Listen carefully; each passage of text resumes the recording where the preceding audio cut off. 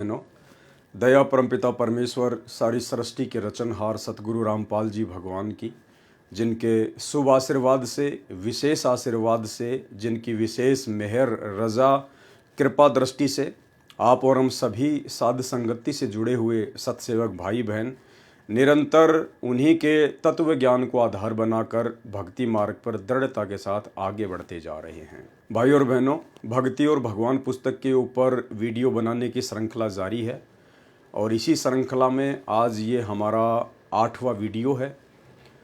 और पहले के वीडियो में आप जियों ने काफ़ी कुछ समझ लिया, सीख लिया है और किस प्रकार से हरियाणा के ज़िला हिसार के डोबी गांव के और कुछ अन्य भक्तों को, जो कि कुल मिलाकर 12-13 हैं, उनको सतलोक आश्रम मैनेजमेंट हरियाणा के द्वारा गुरुदेव के कलयुगी परिवार के द्वारा गुरुद्रोही घोषित किया गया। क्यों? क्योंकि उन्होंने अपने पूज्य गुरुदेव सतगुरु रामपाल जी परमात्मा की महिमा में एक पुस्तक लिखी, जिस पुस्तक का नाम है कर पहचान छुड़ावन आयो। इस पुस्तक को पढ़ने के बाद सतलोक आश्रम मैनेजमेंट हरियाणा के अंदर एक भय उत्पन्न हो गया, एक डर उत्पन्न हो गया कि यदि हमारे अलावा अन्य कोई भगत इस भक्ति मार्ग पर आगे बढ़ता है तो हमारे अस्तित्व के ऊपर खतरा उत्पन्न हो जाता है। यानी ये लोग चाहते हैं कि संगत केवल हमारी गुलामी करे, हम जैसा कहें संगत वैसा करे, संगत ज्ञान आधार से ना चले, संगत अपनी मन मर्जी से कुछ भी ना करे। लेकिन भाई और बहनों, ये कलयुग की बिचली पीढ़ी है। परमात्मा ने सभी को शिक्षित कर दिया है, मोक्ष का प्राइम टाइम है, सतगुरु का सबके ऊपर आशीर्वाद है। ऐसा अब हरगिज नहीं होने वाला है। हमने पिछले 3 युगों में खूब गुलामी की, अपने भगत भाई बहनों की भी गुलामी की, पंडितों की, मुल्ला मौलवियों की, धर्म गुरुओं की, सब की गुलामी की। लेकिन अब ये चौथा युग कलयुग और कलयुग की बिचली पीढ़ी, सतगुरु रामपाल जी परमेश्वर जी ने एक सत्संग में बताया कि ये भगतों का युग है। अब ये भगतों का समय है। अब भगत किसी के गुलाम बन के नहीं रहेंगे सिवाय अपने सतगुरुदेव भगवान के। तो भाई, सतलोक आश्रम मैनेजमेंट हरियाणा से जुड़े हुए जितने भी ठेकेदार हैं, गुरुदेव भगवान के कलयुगी बेटा बेटी, भाई बंधु, रिश्तेदार और जितने भी ये कोऑर्डिनेटर हैं, अपने दिलो दिमाग से ये फितूर निकाल दो कि अब संगत तुम्हारे चंगुल में फंसकर या तुम्हारे दबाव में आकर या तुम्हारे डर में आकर जैसा तुम कहोगे वैसा ही करेगी। बहुत कर लिया बेचारों ने और उसका खामियाजा भी संगत लगातार भुगत रही है। ये तत्व ज्ञान की भक्ति है। सतगुरु किसी के बाप की पर्सनल प्रॉपर्टी नहीं है और आने वाले समय में परमात्मा के सभी बच्चे ज्ञान को आधार बनाकर और साध संगति से जुड़कर निर्भय होकर, स्वतंत्र होकर भक्ति करेंगे। तो चलिए भाई और बहनों, हम चलते हैं आज के वीडियो के ऊपर।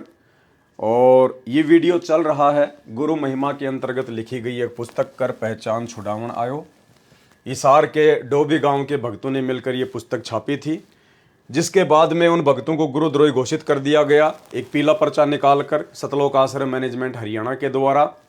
इस पुस्तक के ऊपर पहले 2 वीडियो बन चुके हैं। आप जी निर्णय कर सकते हैं कि आखिर क्यों उन भक्तों को गुरुद्रोही घोषित किया गया होगा, केवल अपने अस्तित्व के खतरे को देखते हुए। अन्यथा उन भक्तों ने सतगुरु रामपाल जी परमेश्वर जी की महिमा के अलावा इस पुस्तक में एक भी शब्द नेगेटिव नहीं लिखा है। ये हैं वो भगत जिनको गुरुद्रोही घोषित किया गया है। भगत संदीप दास, भगत ललित दास, भगत पंकज दास, भगत आशीष दास, भगत लखन दास, भगत अमित दास, भगत अजय दास, भगत करण दास, भगत शिवा दास, भगत गौरव दास, भगत पुनीत दास, भगत रोहित दास उत्तराखंड, भगत आकाश दास फरीदाबाद हरियाणा। इन सब की सभी आश्रमों, सभी नामदान केंद्रों तथा सत्संग में नो एंट्री की जाती है। ये सब आपके गुरुजी के खिलाफ चल रहे हैं और गुरुजी के मिशन के विरोध में काम कर रहे हैं। इन्होंने अलग से ग्रुप बना लिए हैं, अलग से पुस्तक छपवा रहे हैं। ये सब 1 महीने में जवाब दें, ऐसा क्यों कर रहे हैं, नहीं तो गुरुद्रोही घोषित किया जाएगा। ये है इनका मनमानी फरमान, तानाशाही फरमान। अब इस पुस्तक में ऐसा इन्होंने क्या लिख दिया जो इनको गुरुद्रोही की संज्ञा दी जाए। 2 वीडियो आपने इस पुस्तक के ऊपर देख लिए हैं। बहुत अच्छी गुरु महिमा की है उन्होंने, हम भक्तों का विश्वास बढ़ाया है। और आज ये तीसरा वीडियो है जिसकी हम शुरुआत करने जा रहे हैं। दूध वजूद तेरा है बंदिया, जिसको तू मान बैठा पानी। कहने का मतलब है तत्व ज्ञान के अभाव में ये आत्मा अपने आप को पहचान नहीं पाती है, ये अपने वजूद को नहीं पहचान पाती है। तो मकसूद जी कोई लेखक हैं, कोई संत हैं, वो समझा रहे हैं अपनी पंक्तियों के माध्यम से कि दूध वजूद तेरा है बंदिया, बंदिया मानी इंसान, आदमी, कि तेरा जो वजूद है, तेरी जो औकात है, तेरी जो हस्ती है वो दूध के जैसी है। लेकिन तू आत्मज्ञान के अभाव में जिसको तू मान बैठा पानी, लेकिन तू अपने आप को ना पहचान कर दूध होते हुए पानी मान बैठा। यानी सतगुरु रामपाल जी परमेश्वर जी की शरण में आने से पहले आप और हम सभी आत्माएं अपने आप को नहीं पहचान पा रही थी आत्मज्ञान के अभाव में। हम दूध थे लेकिन अपने आप को पानी समझ रहे थे। परमेश्वर ने हमें जगाया, आत्मज्ञान दिया, शास्त्रों से प्रमाण दिए और हमें बताया कि हम कौन हैं। हम सर्व सृष्टि के रचनहार कबीर परमेश्वर सतगुरु रामपाल जी के बच्चे हैं। हम इस दुनिया में सेठों के सेठ, सावड़सा सेठ, जगत सेठ सतगुरु रामपाल जी परमेश्वर जी की आत्माएं हैं। यहाँ का राजा, यहाँ का महाराजा, पूरी पृथ्वी का राजा ब्रह्मा विष्णु महेश भी आप और हमारे पैरों के नाखून के बराबर नहीं हैं, पुण्य कर्मों के हिसाब से, भक्ति मार्ग के हिसाब से, क्योंकि वो तो अपनी कमाई को बर्बाद कर रहे हैं और हम भक्ति धन जोड़ रहे हैं। उनका नंबर ना जाने कब आएगा और आज हमारा फाइनल वक्त है मोक्ष के लिए।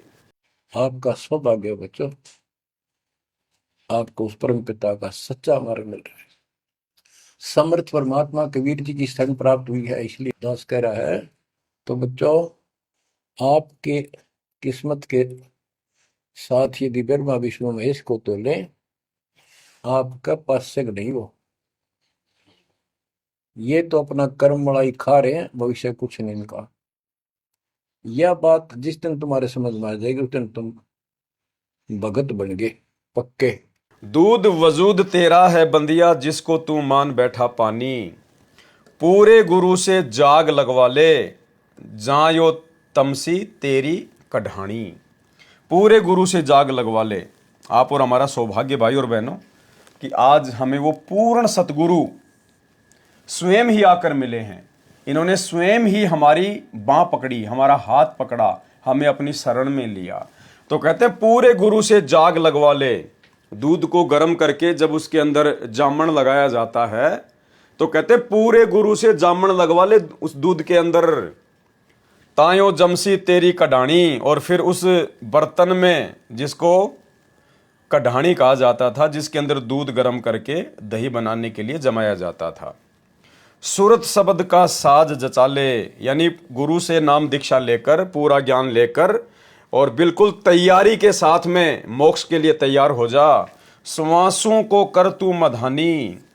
और सुवासों को क्या कर? मथानी। जैसे दही को मथते हैं, मंथन करते हैं, तो जैसे परमेश्वर ने हमें बताया ना कि सुवास सुवास से जो जाप करना है सतनाम का, तो कहते हैं सुवासों को कर तू मधानी। उठ मकसूद यो चारा चर ले, कि भाई ये काम कर, सबसे पहले ये क्रिया कर। जद मक्खन आयो जानी, उसके बाद वो दूध से और मक्खन निकलेगा। यानी इस प्रकार से हम लोग मोक्ष प्राप्त करेंगे। सबसे पहले हमें आत्मज्ञान हो, आत्मज्ञान करवाने वाला सतगुरु प्राप्त हो। तो आप और हमें तो प्राप्त हो गया, आप और हमें तो परमात्मा ने इस विधि में लगा दिया है कि कैसे दूध से मक्खन बनेगा। ये बाकी लोगों के लिए है जो लोग अभी संत रामपाल जी के ज्ञान से अपरिचित हैं, जो उनके सत्संग नहीं सुन पा रहे, उनके लिए। और यदि समय पर दूध में जाग नहीं लगाया जाता तो वह दूध खराब हो जाता है, फिर उसमें से घी नहीं निकल सकता। इसलिए समय रहते जब वह दूध गर्म हो तभी उसमें जाग लगाया जाता है। ये बात संत मकसूद जी ने मानुष चोले के ऊपर कही है। तुमसे प्रार्थना है कि तुम समय रहते पूरे संत से नाम दीक्षा लेकर अपने जीवन को सफल बना लो, नहीं तो ये जीवन हाथ से छूट जाएगा, फिर तुम कोई भी चारा नहीं कर सकते। किंतु जिसे थोड़ा बहुत ज्ञान भी हो गया और वह किसी लालच के कारण संत रामपाल जी महाराज जी की शरण में भी आ गया और जीव का अभिमान नहीं गया, तो परमात्मा से मिलने वाले पूर्ण लाभ से वंचित रह जाता है। यानी इस पूर्ण सतगुरु से उपदेश प्राप्त करने के बाद भी यदि साधक ने अपने अंदर से वो लोभ, लालच, ईर्ष्या, राग, द्वेष, मान बढ़ाई, अभिमान, यदि इन सब का परित्याग नहीं किया तो भी वो परमात्मा को प्राप्त नहीं कर सकता, अर्थात दूध से मक्खन नहीं बन सकता। एक सत्संग में गुरुदेव भगवान ने हमें बताया कि इस भक्ति मार्ग में आने के बाद में यदि आपने लोभ लालच को नहीं त्यागा, अपने स्वार्थों को नहीं त्यागा, तो आप जी भक्ति मार्ग पर कभी भी सफल नहीं हो सकते। सुनिए ऑडियो। बच्चों, परमात्मा कहते हैं कि वो दुल्हा सतलोक में निवास करता है और वहां जाने के लिए आपको पूर्ण गुरु की आवश्यकता पड़ती है और अपने मन का दोष दूर करना होगा। जैसे नाम भी ले लिया और खूब सेवा भी करते हो, भक्ति भी करते हो, अच्छी बात है, और मन में वही उठा पटक और दोष द्वेष लालच लोभ भरा है तो के भक्ति की। एक समय की बात है, गोपीचंद तथा भर्तरी ये दोनों राजा थे और राजाओं के पास कोई कमी नहीं होती धन की, सारा सुख होता है, पैसे, हीरे, मोती, लाल। परमात्मा पाने के लिए उस सारे सुख को छोड़कर और गोरखनाथ जी के शिष्य बन गए। कति त्यागी बैरागी हो गए, तन पर एक लंगोट रखे, हाथ में करमंडल, जैसा उनका वेशभूषा होती है वो रखते। एक दिन गोपीचंद और भर्तरी जा रहे थे रात्रि में, चांद की रोशनी अच्छी थी। किसी ने रास्ते में पान खाकर थूक रखा था और उसका बुलबुला सा बन गया। ये दोनों वहां जा रहे थे तो चांद की रोशनी में वो बुलबुला सा चमका। भर्तरी को लगा कि ये लाल पड़ा है, लाल हीरा। उसने एकदम उस पर हाथ मारा ठाण खातर, उसका हाथ धस गया थूक में। और गोपीचंद हंसे। गोपीचंद बोले, नाथ जी क्या मिल गया ऐसा, कैसे बैठ गए चलते चलते। हाथ ने बोला, रहा तारा गजब हो लक्ष्य थूक रखा था, मैंने सोचा लाल है। गोपीचंद बहुत हंसा, बोले जी लाल छूटे नहीं अभी तक। बोला भाई ये मन बड़ा निकम्मा है, मैंने सोची अब ठालिया डपड़ा पड़ा के काम होगा, कि भंडारे कराएंगे, खर्च कर देंगे। तो बोले ठीक है। कबीर साहिब जी ने कहा है, संत मिलन को चा लिए तज माया अभिमान, जो जो पैर आगे धरे सो ही यज्ञ समान। क्योंकि जिसने अभिमान को नहीं त्यागा वह भक्ति को नहीं समझ सकता, क्योंकि भक्ति तो मूल कमल से शुरू होती है और मूल कमल आसन पर सबसे नीचे वाला स्थान है और वहां पर जरा भी अभिमान हो तो नहीं पहुंचा जा सकता। बिल्कुल नन्हा और बिल्कुल हल्का होकर मूल कमल तक पहुंचा जा सकता है। यानी त्रिकुटी पर पहुंचने के लिए सबसे पहले हमारे को मूल कमल से यात्रा शुरू करनी पड़ेगी, जो कि गणेश जी का लोक है। और गणेश जी के लोक में बिल्कुल भी अभिमान नहीं चलता है। बिल्कुल नन्हा बच्चा बनकर, निरअभिमानी बनकर, हल्का बनकर हमने मूल कमल से यात्रा शुरू करनी पड़ेगी। और सतगुरु रामपाल जी भगवान भी अपने सत्संगों में हमें यही समझाते हैं कि अभिमान का और परमात्मा का खड़ा एक्सीडेंट है, खड़ा एक्सीडेंट। आज हमें गुरुदेव भगवान ने इतना ज्ञान करा दिया, इतना आत्म ज्ञान दे दिया, परमात्म ज्ञान दे दिया, भाई अभिमान के लिए जगह है ही नहीं। परमात्मा कहते कि मर्द गर्द में मिल गए रावण से रणधीर। रावण जैसे, कंस जैसे, दुर्योधन जैसे, चाणोर जैसे, केसी जैसे, यानी उनकी तुलना में आज यदि आप और हमें लिया जाए तो ऊंट के मुंह में जीरे के बराबर भी नहीं है आप और हम। चाहे भारत देश का प्रधानमंत्री क्यों ना हो, चाहे अमेरिका का राष्ट्रपति क्यों ना हो, रावण की, दुर्योधन की, कंस की तुलना में वो भी ऊंट के मुंह में जीरे के बराबर है। चाहे संपत्ति हो, चाहे बल हो, चाहे ताकत हो। फिर आप और हम तो आम प्राणी हैं, आम प्रजा हैं, सुबह कमाते हैं, शाम को खाते हैं। आप और हमारी औकात ही क्या उनके आगे। तो गुरुदेव कहते हैं वो ऐसे ऐसे मर्द गर्द में मिल गए, वो भी गर्द में मिल गए, कुत्ते वाली मौत मरे वो भी, जो अपने आप को मर्द कह सकते थे। मर्द गर्द में मिल गए, वो रावण से रणधीर, कंस के सी चानोर से हिरणाकुश बलबीर। ऐसे ऐसे जिन्होंने देवताओं को भी नाच नचा रखा था, कहते हैं उनके भी अंत में कुत्ते वाली मौत हुई। तो फिर आप और हमें तो अपनी औकात का भली भांति आइडिया लग जाना चाहिए कि आप और हमारी औकात ही क्या है। और जरा सा भी अभिमान यदि रहा, जरा सा भी घमंड, लोभ, लालच यदि हमारे अंदर रहा भक्ति मार्ग पर, तो हम तो मूल कमल के अंदर से भी प्रवेश करने योग्य नहीं बन पाएंगे, त्रिकुटी तक तो बहुत दूर की बात है। इसलिए परमात्मा हमें समझा रहे हैं कि आपने किस प्रकार से भक्ति मार्ग पर रहना पड़ेगा, किस प्रकार से अपने आप को बिल्कुल दास भाव में लाना पड़ेगा। गरीब सुसरे साले काल हैं, ये साडो समदी साखे, और गोतनाथ सब काल से भाई सबके मुंह में राख। अब इन बातों को ध्यान से सुनना कि सुसरे साले भी काल हैं, क्योंकि हम इन्हीं की ममता और मोह में, इन्हीं के ऊपर आश्रित होकर के, और साडो समदी साख और गोतनाथ भी काल हैं, सभी के मुंह में राख। आज हम किसी जाति विशेष से, किसी गोत विशेष की मरोड़ में उसकी बहुत चौधर से उसका पीछा लगाते हैं, फलाना सिंह, और फिर आगे वो गोत लगाते हैं।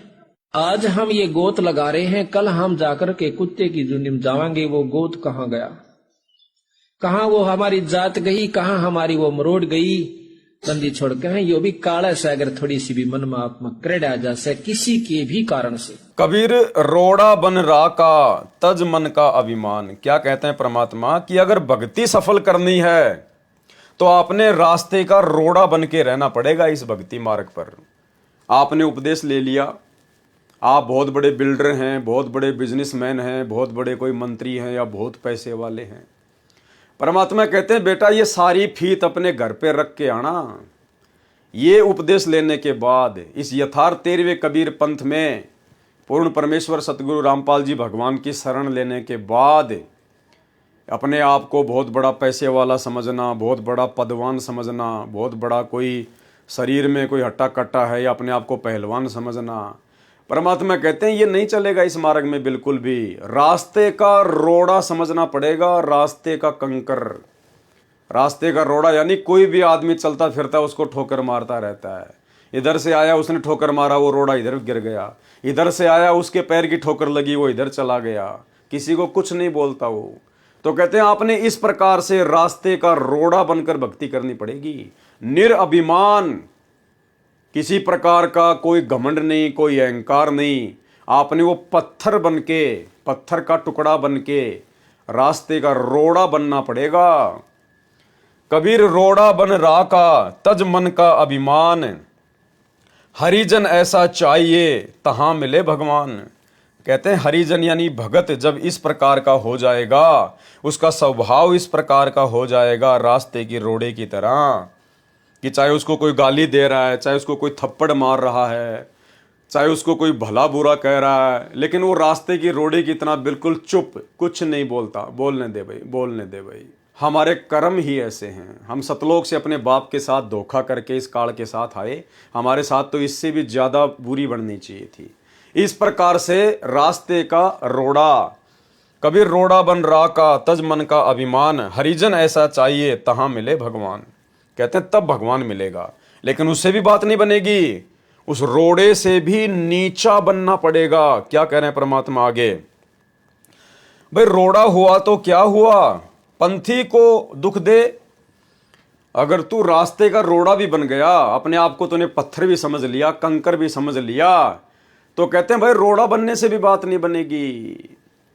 वो रोड़ा अगर किसी के पैर में लग गया, कोई नंगे पैर चल रहा है और अगर उसके पैर के नीचे वो रोड़ा आ गया, तो भाई उसको तो दुख होगा, उसको दर्द होगा, उसके पैर में दर्द होगा, चुभन होगी। तो कहते हैं उससे भी बात नहीं बनेगी, रोड़ा बनने से भी बात नहीं बनेगी।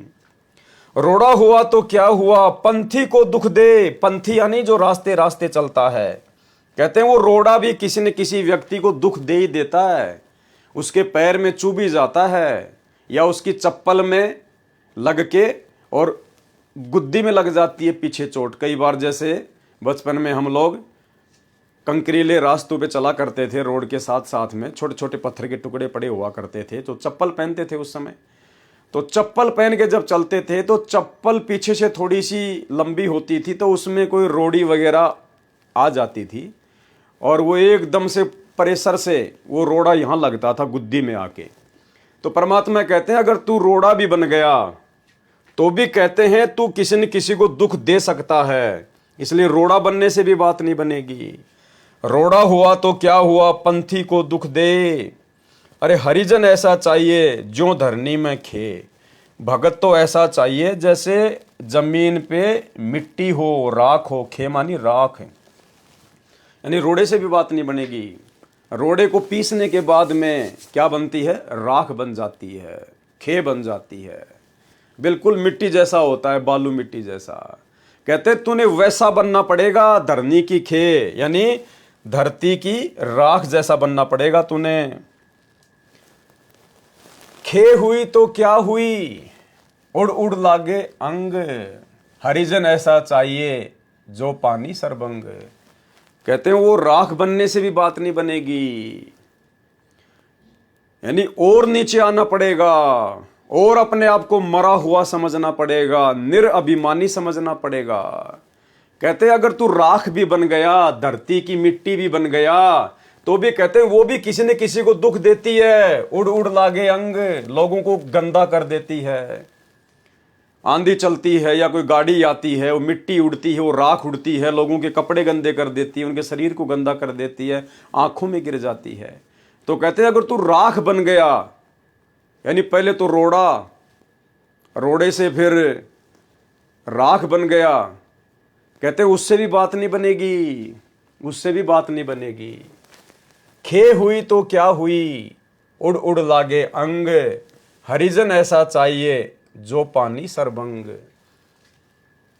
भगत को तो ऐसा बनना पड़ेगा जैसे पानी, बिल्कुल। पानी का क्या स्वभाव होता है, पानी रे पानी तेरा रंग कैसा, जिसमें मिला दो बन जाए उस जैसा।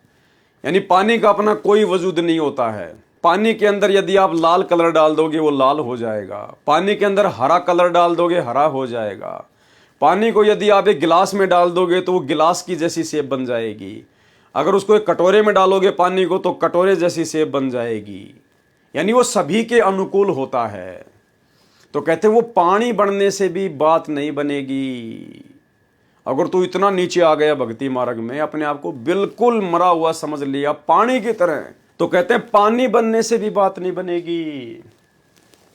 अरे पानी हुआ तो क्या हुआ, सीड़ा ताता होए। यानी पानी का भी एक स्वभाव होता है, पानी ठंडा भी होता है और पानी गर्म भी होता है। सीड़ा ताता, सीड़ा बोलते हैं ठंडा, ताता बोलते हैं गर्म। ये राजस्थान और हरियाणा की भाषा, सीड़ा ताता। कहते हैं पानी भी गर्म और ठंडा होता है। गर्मा गर्म पानी भी लोगों को नुकसान दे देता है और ठंडा ज्यादा हो तो भी नुकसान दे देता है। कहते हैं पानी बनने से भी बात नहीं बनेगी। पानी हुआ तो क्या हुआ, सीड़ा ताता होए। अरे हरिजन ऐसा चाहिए जैसा हर ही होए। हरिजन यानी भगवान का भगत, सतगुरु का भगत तो ऐसा चाहिए जैसा हर ही होए, जैसा उसका भगवान है, जैसा उसका सतगुरु है, भगत ने तो वैसा ही बनना पड़ेगा। और हमारे गुरुदेव भगवान ने कितने एग्जाम्पल कोड कर दिए। आधीनता दासा तन के, आपने चौथे या पांचवें पार्ट में पढ़ी पुस्तक शैतान बना भगवान, जिसमें किस प्रकार से गुरुदेव भगवान से 2-4 गांव के लड़कों ने कान पकड़वा कर उठक बैठक निकलवाई, नाक से जमीन में 7 लकीर निकलवाई, गुरुदेव को गालियां निकाली, गुरुदेव के साथ में मारपीट की, लेकिन परमेश्वर बिल्कुल दास भाव में। क्यों? क्योंकि वो आप और हमें शिक्षा देना चाहते हैं, आप और हमें एक पाठ पढ़ाना चाहते हैं कि अगर भक्ति मार्ग पर तुम्हें सफल होना है, इस काल के लोक से अगर बाहर निकलना है, तो ये उंगली करके बात करना भी छोड़ना पड़ेगा। हमने बिल्कुल डाउन टू अर्थ अपने गुरुदेव भगवान के जैसा बनना पड़ेगा। गुरु को कीजिए दंडवत, कोटि कोटि प्रणाम, और कीट न जाने भृंग को, गुरु कर ले आप समान। जब तक हम अपने पूज्य गुरुदेव भगवान सतगुरु रामपाल जी परमेश्वर जी के जैसे स्वभाव वाले नहीं बनेंगे, शील, संतोष, विवेक, दया, अक्षमा, जब तक इनके जैसे गुण हमारे अंदर प्रकट नहीं होंगे, इस ज्ञान से, भक्ति से हम सतलोक जाने के योग्य नहीं बन पाएंगे, चाहे कितनी भक्ति कर लें हम। हमने अपने गुरुदेव के जीवन को अपने ऊपर धारण करना पड़ेगा, अमल करना पड़ेगा। जब से हम अपने गुरुदेव को जानते हैं, आप लोगों ने कब से उपदेश लिया है? किसी ने 1994 में लिया, किसी ने 2000 में लिया, किसी ने 2005 में, किसी ने 8 में, किसी ने 14 में, किसी ने 12 में या 13 में। तो जब से आप अपने गुरुदेव भगवान को जानते हो, तब से भाई आप अपने गुरुजी का जीवन देख लो। क्या हमारे गुरुजी का कोई मित्र है? क्या आपने कभी सुना कि भक्ति मार्ग में आने के बाद हमारे गुरुदेव भगवान ने कोई मित्र बनाया हो, या भक्ति मार्ग में आने से पहले गुरुदेव का कोई मित्र था तो गुरुजी ने उससे मित्रता निभाई हो या वर्तमान में निभा रहे हो? कभी नहीं सुना आपने।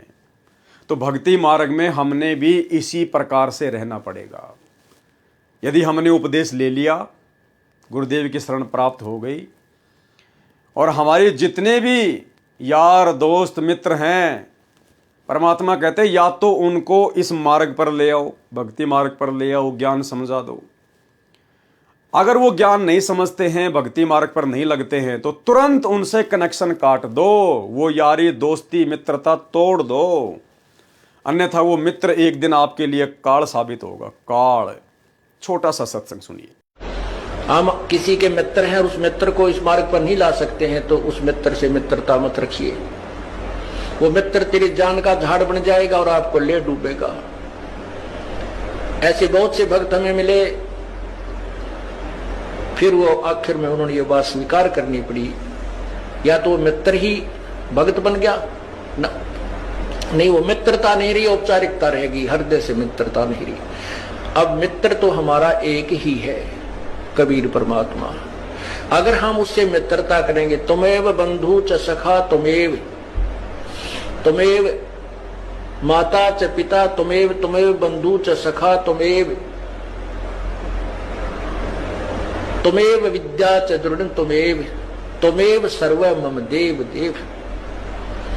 तू ही सखा यानी मित्र है, बंधु हमारा भाई बंध, वास्तव में परमात्मा ही हमारे सब ना। उसके बाद जब हम अपने गुरुदेव भगवान के जीवन को देखते हैं, जब से हम इनको जानते हैं, क्या हमने कभी भी अपने गुरुदेव भगवान को किसी शादी विवाह में, किसी रिश्तेदारी में, किसी फंक्शन में, किसी के जन्मदिन की पार्टी में, किसी खुशी की पार्टी में कभी हमने जाते हुए देखा कि भाई गुरुजी अपने मामा की शादी में गए हों, अपने बुआ की शादी में गए हों, अपने रिश्तेदारों के यहाँ शादी में गए हों गुरुजी? कभी सुना हमने? कभी नहीं सुना। हमने केवल इतना ही सुना और इतना ही देखा कि गुरुजी आज नरेला में सत्संग करने जा रहे हैं, गुरुजी आज पूना में सत्संग करने जा रहे हैं, गुरुजी आज काठमंडी में सत्संग करने जा रहे हैं, गुरुजी आज दिल्ली जा रहे हैं सत्संग करने, या गुरुजी करोथा आश्रम में बैठ के सत्संग कर रहे हैं। हमने गुरुदेव को किसी भी रिश्तेदारी में जाते हुए नहीं देखा। कोई भी शादी विवाह, बर्थडे, मैरिज पार्टी, कोई भी फंक्शन, किसी भी प्रकार का जो समाज में होता है, यारी दोस्ती रिश्तेदारी में होता है, हमने अपने गुरुदेव को कभी भी जाते हुए नहीं देखा। तो भाई हमने भी अपने गुरुदेव के अनुसार ही चलना पड़ेगा अगर भक्ति में सफल होना है तो। क्योंकि वाणी क्या कह रही है? हरिजन ऐसा चाहिए जैसा हर ही होए। हरि यानी परमात्मा, सतगुरु। जैसा आपका गुरु है वैसा ही आपने बनना पड़ेगा। तो भाई हम क्यों जा रहे हैं? हम जिस रिश्तेदारी में जा रहे हैं भाई वहां पे हमारे विचारों जैसे लोग तो है ही नहीं, और ना वो रिश्तेदार परमात्मा से जुड़ा हुआ। अगर जुड़ा हुआ होता तो वो ड्रामेबाजी करता ही नहीं। वो इस प्रकार से जगत के रीति रिवाजों के अनुसार, परंपराओं के अनुसार, कुरीतियों के अनुसार शादी विवाह फंक्शन करता ही नहीं। तो हमें वैसे भी जाने की आवश्यकता नहीं पड़ती। और अब वो जो भी क्रिया करेगा वो आप और हमारी भक्ति क्रियाओं के विपरीत होगी। तो पहली बात तो हमने वहां पे जाना ही नहीं है बिल्कुल भी। अगर हम वहाँ चले भी गए ये सोचकर कि मैं वहाँ कुछ खाऊंगा नहीं, पीऊंगा नहीं, कोई उल्टा काम नहीं करूंगा, कोई मर्यादा नहीं तोड़ूंगा, तो फिर तू बाबा बन के क्या करेगा वहाँ जाके? अरे वहाँ जाके फिर तू करेगा क्या? जब तेरे को कुछ करना ही नहीं है तो वहाँ जाके भी क्या करेगा? फिर मजाक का पात्र बनेगा। 2 गालियाँ लोग तुझे देंगे, 2 गालियाँ गुरुजी को देंगे। तो हमने वहाँ जाना ही नहीं है। वहाँ जाने का मतलब है भीड़ में भीड़ करना, और भीड़ में भीड़ करने का मतलब है आपने उस शादी का समर्थन कर दिया। वहां जाने मात्र से आपका सहयोग हो गया। भाई जब तक हम जाना नहीं छोड़ेंगे तो दुनिया उनको मनाना कैसे छोड़ेगी? जब तक लोग शराब पीना नहीं छोड़ेंगे तो शराब बनाने वाली कंपनियां शराब को बनाना कैसे छोड़ेंगी? तो हम भगतों ने किसी भी रिश्तेदारी में इस स्टेज पर आने के बाद, जो आज साथ संगत वाले भाई बहन हैं, इतने दिनों से जो साथ संगति से जुड़े हुए हैं, इतना परमात्मा का ज्ञान प्राप्त हो गया है, भक्ति मार्ग के इतने गूढ़ रहस्य आपको प्राप्त हो गए हैं, सतगुरुदेव भगवान की वास्तविक परमात्मा वाली स्थिति आपको समझ में आ गई है। अब ऐसी स्थिति में हम भाई बहनों को किसी भी रिश्तेदारी में जाना ही नहीं है। भाई क्या करेंगे जाके? उनकी और हमारी क्रियाओं में रात दिन का अंतर। परमात्मा कहते हैं इष्ट मिले और मन मिले, और मिले सकल सब रीत, और कहे कबीर तहां जाइए जहां रह संतन की प्रीत। तो ना तो उन जगत वालों से हमारा इष्ट मिलता, उनका इष्ट राम कृष्ण भैरव भूत बेताल, हमारे इष्ट हैं सतगुरु रामपाल जी भगवान। ना हमारा उनका मन मिलेगा, क्योंकि उनकी क्रियाएं वही जगत वाली है, हमारी क्रियाएं भक्ति मार्ग के अनुसार ही हैं। तो कहते इष्ट मिले और मन मिले, मिले सकल सब रीत, और ना उनकी और हमारी कोई रीति रिवाज मिलेगा, क्योंकि हमने तो उन पाखंडों को छोड़ दिया, उन आडंबरों से पीछा छुड़ा लिया, उन परंपराओं को हमने निर्वाह करना छोड़ दिया जो व्यर्थ की हैं, जो फालतू की हैं, लेना देना दहेज बैंड बाजा घोड़ी बाराती, हमने उन सबको छोड़ दिया। तो हमने वहाँ जाना ही नहीं है। ये ना देखो कि नाराज होगा, नाराज होगा तो आपकी कौन सी भैंस खोल के ले जाएगा? भाई आपने कौन सा उसे कर्जा ले रखा है, और ले रखा है तो कर्जा कर्जे के हिसाब से दिया जाएगा। कोई गुलामी थोड़ी करोगे, मर्यादा थोड़ी तोड़ोगे, चापलूसी थोड़ी करोगे।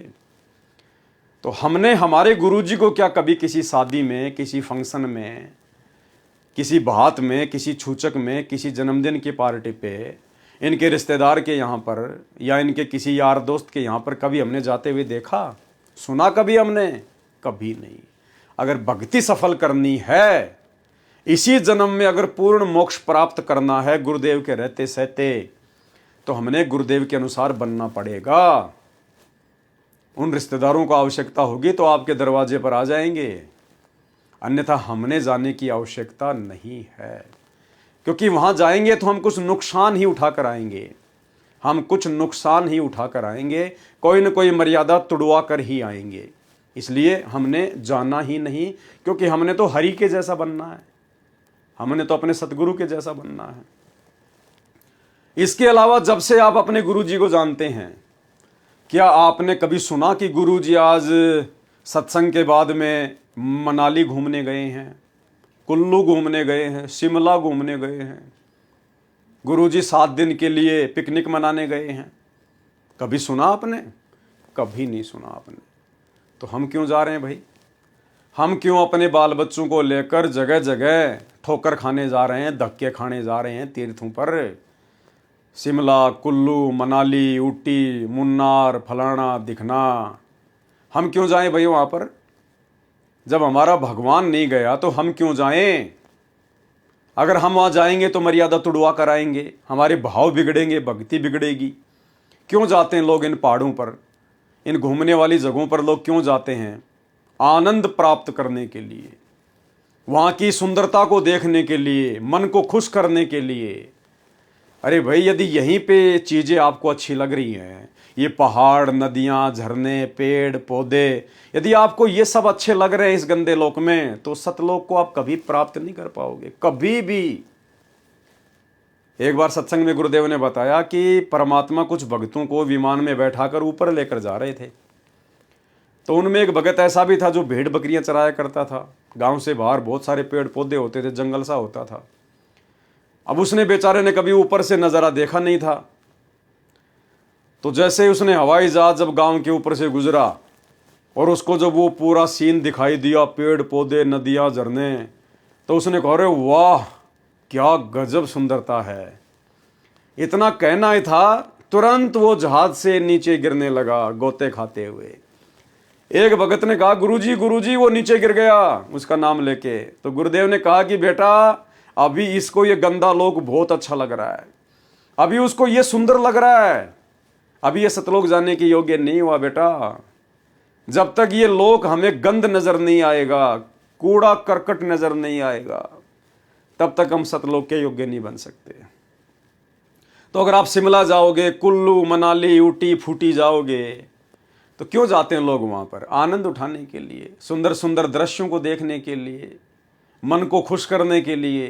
तो हमने मन को थोड़ी खुश करना है, हमने तो सतगुरु को खुश करना है। तो हमने भूलकर भी, भले आप किसी भगत के वहां गए हुए हैं, कोई भगत मान लो शिमला में रहता है, कोई भगत मान लीजिए ऊटी में रहता है, या कोई ऐसी और जगह जो घूमने लायक जगह है, देश विदेश से लोग आते हैं घूमने के लिए, और यदि वहां आप अपने किसी भगत भाई से मिलने गए हैं किसी काम से, तो भी आपने उस जगह पर नहीं जाना कि ले यार भगत के पास तो आ ही गया, और यहां से तो 4 किलोमीटर ऊपर पहाड़ पे है, चलो देख के आ जाते हैं। चलो भगत जी गए काम से। ये दास उत्तराखंड में 1 साल तक रह के आया है, 1 साल तक। और जहां मैं रहता था उत्तराखंड में, वहां से मात्र 40 किलोमीटर की दूरी पर मसूरी है, जहां पर देश विदेश से लोग घूमने आते हैं। मसूरी, देहरादून में ऊपर पहाड़ पर। और ये दास महीने में 5 बार जाता था देहरादून सामान लाने के लिए। मैं कभी भी मसूरी घूमने के लिए नहीं गया, कभी भी ना, कभी अपने बच्चों को भेजा, ना कभी मेरे बच्चे गए वहां पर। उसके बाद मैं हरिद्वार में आ गया, 6 महीने में हरिद्वार में रहा। कभी भी ना तो गंगा जी में 1 बार नहाने के लिए मैं गया, ना कभी मेरे बच्चे गए। भाई और बहनों, तभी हम परमात्मा को प्राप्त कर पाएंगे। हमने तो यहां पर अपना टाइम पास करना है, टाइम पास, और अपनी भक्ति को सफल करना है। अगर बकवादों में उलझ गए ना, ये नहाने में, धोने में, घूमने में, फिरने में, ब्याह शादी में, यहीं अटक के रह जाएंगे, यहीं अटक के। यहाँ तो पल पल चिंता होनी चाहिए कि परमात्मा कहीं रह ना जाए, कहीं छूट ना जाए। हे सतगुरु, हमसे भक्ति मार्ग में कोई कमी ना रह जाए, आपके दिल पर कोई चोट ना पहुंच जाए हमारी किसी भी गलत क्रिया के कारण। इतना डर डर कर हमने ये भक्ति करनी है।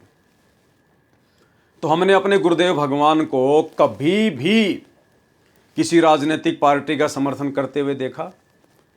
क्या किसी राजनेता को आश्रम में आकर गुरुदेव से आशीर्वाद लेते हुए देखा? या गुरुदेव ने कभी किसी पार्टी के किसी नेता को आशीर्वाद दिया हो कि भाई तू जीत जाएगा, मेरा आशीर्वाद है, जैसा कि अन्य दूसरे संत देते रहते हैं, अखबारों में आती रहती है? क्या गुरुदेव ने हमें कभी किसी राजनीतिक पार्टी का समर्थन करने का आदेश दिया? किसी भी राजनीतिक पार्टी को वोट देने के लिए कहा? किसी भी राजनेता का समर्थन करने के लिए कहा? नहीं। तो फिर हम क्या कर रहे हैं? उनके 2014 में जेल जाने के बाद उनके परिवार के द्वारा जिस प्रकार से संगत को राजनेताओं का कुत्ता बना दिया गया है, राजनेताओं का समर्थन करवाया जाता है, राजनेताओं को वोट डलवाए जाते हैं, पार्टी विशेष का प्रचार करवाया जाता है। 2019 में सतलोक आश्रम मैनेजमेंट हरियाणा ने कांग्रेस का समर्थन करवाया, कांग्रेस को वोट डलवाए, बाकायदा गुरुदेव का नाम ले लेकर। 2024 में बीजेपी का समर्थन करवाया, बीजेपी को वोट डलवाए, बीजेपी के जो राजनेता हैं उनकी रैलियों में भक्तों को बसों में भर भर के ले गए, और भक्तों को डराया गया, धमकाया गया, पीले पर्चे निकालकर, गुरुदेव का आदेश बताकर कि जो व्यक्ति बीजेपी को वोट नहीं देगा उसको गुरुद्रोही घोषित कर दिया जाएगा, उसकी आश्रम में नो एंट्री। भाई और बहनों, ये परीक्षा का समय है, ये परीक्षा का समय है। हमने अपने गुरुदेव को देख के चलना है, गुरुदेव के काल प्रेरित परिवार को देख के नहीं चलना, गुरुदेव के बेटा बेटी भाई बंधु रिश्तेदारों को देखकर नहीं चलना। वो तो काल की हद में है, काल की जकड़ में है। तो हमारे गुरुदेव ने ना कभी गंदी राजनीति करी, ना हमारे गुरुदेव का कभी इस गंदी राजनीति से कोई संबंध रहा। तो भाई और बहनों, हमने भी उसी प्रकार से इस भक्ति मार्ग पर अपने आप को संभाल कर फूक फूक के कदम रख कर चलने की आवश्यकता है।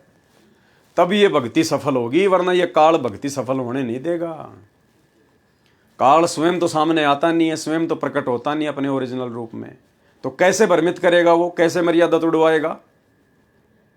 गुरुदेव के परिवार के माध्यम से, क्योंकि संगत नादान है, संगत आंख बंद करके विश्वास कर लेती है कि गुरुजी का बेटा है, गुरुजी का भाई है, गुरुजी के परिवार वाले हैं, और संगत विश्वास में आके मर्यादा तोड़ देती है, ज्ञान को आधार बना नहीं पाती। तो हमने इस प्रकार की गलतियां करने से बिल्कुल बचना है। हमारा कोई नहीं है, हमने अपनी छाया का भी विश्वास नहीं करना है, केवल अपने गुरुदेव के अलावा। इनके परिवार वाले तो बहुत दूर की बात है। तो हमने भाई और बहनों बहुत सोच समझ के भक्ति मार्ग पर फूक फूक के कदम आगे रखना है, और अपने गुरुदेव भगवान के जैसा ही बनकर हम इनके सतलोक में जा सकते हैं। दूसरा कोई चारा नहीं है। पानी हुआ तो क्या हुआ, सीड़ा ताता होए, और हरिजन तो ऐसा चाहिए जैसा हर ही होए। जैसा हमारा भगवान है, जैसे हमारे सतगुरुदेव हैं, हमने ऐसा ही बनना पड़ेगा, तभी हम यहाँ से बाहर निकल सकते हैं। एक समय की बात है, पीपा नाम का बादशाह अपने वजीरों से चर्चा कर रहा था कि इस धरती पर कोई ऐसा साधु संत बताओ जो मुझे एक दिन में ही भगवान से मिला दे और मेरा सारा भ्रम दूर हो जाए और मैं हमेशा के लिए तृप्त हो जाऊं। वजीरों ने सलाह करके बताया कि वर्तमान में रविदास नाम के महात्मा की काफ़ी महिमा सुनी है, आप उनके पास जाइए, परंतु हे राजन, वह तो नीच जाति का है, इसमें आपकी मान हानि होगी। तब राजा ने कहा कि तुम चिंता ना करो, मैं रात को कंबल ओढ़ कर जाऊंगा, कोई मुझे नहीं पहचान पाएगा। ये वही पीपा जी हैं जो राजस्थान के नागौर जिले के राजा थे, जो बाद में रामानंद जी के माध्यम से कबीर परमात्मा की शरण में आ गए थे। राजा ने ऐसा ही किया। आधी रात्रि में संत रविदास जी की कुटिया का दरवाजा जाकर खटखटाया। संत रविदास जी परमात्मा की भक्ति में बैठे थे। पीपा बादशाह ने उन्हें प्रणाम किया और कहा, हे संत जी, मैंने सुना है कि आप एक ही दिन में परमात्मा से मिला देते हैं और मुझसे बातें करने वाले साधु संत बहुत मिलते हैं, परंतु एक ही दिन में भगवान से मिलाने वाला कोई नहीं मिला। अतः मैं आपसे प्रार्थना करता हूं कि आप मुझ पर यह कृपा करें। तब संत रविदास जी महाराज ने अपनी कुंडी में से, जिसमें चमड़ा भिगोया करते थे, गंदा और बदबूदार पानी लिया और पीपा बादशाह को कहने लगे, ये लो राजन, आप यह पानी पी लो। भाई और बहनों, ये कोई सामान्य कथाएं नहीं है, और ना हम खाली इन कथाओं का आनंद लेने के लिए वीडियो बना रहे हैं। इन कथाओं से हमने शिक्षा लेनी है कि हमें क्या लाभ मिल सकता है, हम कैसे सावधान हो सकते हैं, हम कैसे गलतियां करने से बच सकते हैं, हमारे मतलब का क्या है इन कथाओं में। तो ध्यान से सुनिए। तो रविदास जी ने क्या कहा पीपा जी से, जिसमें वो चमड़ा भिगोया करते थे अपने उस पात्र में, उसमें से वो बदबूदार पानी चमड़े का भीगा हुआ एक गिलास पीपा जी को दे दिया और बोला, राजन लो, पी लो। गंदा और बदबूदार पानी लिया और पीपा बादशाह को कहने लगे, ये लो राजन, आप यह पानी पी लो, आपका कल्याण हो जाएगा। तब राजा ने शर्म के कारण अपने हाथ तो फैला लिए, परंतु वह पानी नहीं पिया, बल्कि सारा पानी हाथों के सहारे से नीचे गिरा दिया और कुछ राजा के कपड़ों में लग गया। फिर राजा वापस महल में आ गया और वजीरों को भली बुरी कहने लगा कि वह रविदास पागल है, उसने मुझे भीगे हुए चमड़े का गंदा पानी पिलाया, मेरा धर्म भ्रष्ट हो जाता। जल्दी से वह कपड़े उतार कर धोने के लिए भिजवा दिए।